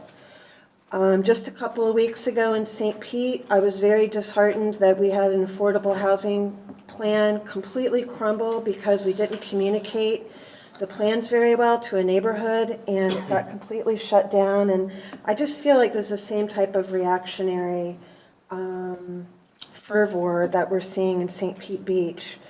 Politically, at the beaches, there's been a schism between the residents and the hotelers for a long time.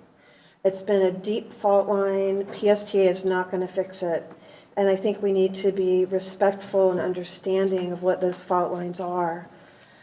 I do support us continuing to go forward with a stronger grassroots effort, more one-on-one efforts. Please urging them to meet with us and let PSTA have our fair say at public meetings. If that ultimately does not prevail, then perhaps we should look at another alignment. We should look at perhaps maybe, I don't know if we can look at private locations that would be willing to facilitate a bus turnaround on their property. The city of St. Pete owns a municipal beach just right north of the where Central Avenue kind of T-bones into Treasure Island. If that's what we have to look at to continue this, then maybe that's what we have to do, but not after giving every single effort we can first to making this alignment work with our partners in St. Pete Beach. Thank you. Thank you very much. Listen, I cannot tell you how much I appreciate all of your input. Clearly, we all know that there has been, as Commissioner Rice alluded, a deep schism between the residents on St. Pete Beach and Paso Grill and the business community. And there have been multi-million-dollar lawsuits filed between the two. And so that doesn't help. And I want to point out one thing that I learned from being down there. The residents on Paso Grill, hence we have agreed, no buses on Paso Grill anymore. They do not want any more people on Paso Grill, period. They have found their piece of paradise, and they want to keep it. Clearly, that's just a fact. They've been very vocal about it. And the other issue is the majority of folks that are getting up and speaking don't even live in St. Pete Beach, okay? But the one comment that sent me right up on top of the flagpole was when one of the citizens said, well, who cares? In 20 or 30 years, we'll all be dead. So I don't care about any of this today. Let me tell you something. You see this little face? I hate to be melodramatic. It went away. It's really late. Hold on. See that little face? See that little face, everybody? See the little face? Look. This is why we sit here making these decisions today. It is not about us. It is about these little people who don't have a voice, and they are depending on us to do the right thing. Okay? So, I know Commissioner Justice is going to scold me, but I can't help myself. I never do that. Yes, you do, a lot, and it's okay, because most of the time it's justified. Anyways, I'm very grateful. I hope that has given you, Brad, and the staff who are here some, support to go forward and do the right thing. We are a big board. We represent a big agency in this county, and we cannot be driven by emotion. We have to make our decisions based on data, based on factual information, and not emotional misinformation. And we have to stay very laser focused on doing the right thing for the right reason for the most amount of people. And with that said, is there anything else for the good of the Commissioner Justice? Thank you, Madam Chair. I want to, again, I think it's important, I want to recognize our maintenance team for winning that award. Absolutely. I think recognizing our staff is incredibly important, so I appreciate their hard work. And then second, I just want to offer official public congratulations to our member, our friend Darden Rice, on her wedding. So congratulations. Yes, congratulations. We hope you have a long and happy life. Anything else from anyone else? No? Okay then, folks, we are adjourned. Thank you for being here, Councilor Saraki. Thank you. Thanks, Hour Charlie. late, hour late. Oh. I thought, having a No, no, no, no, no. I need a drink.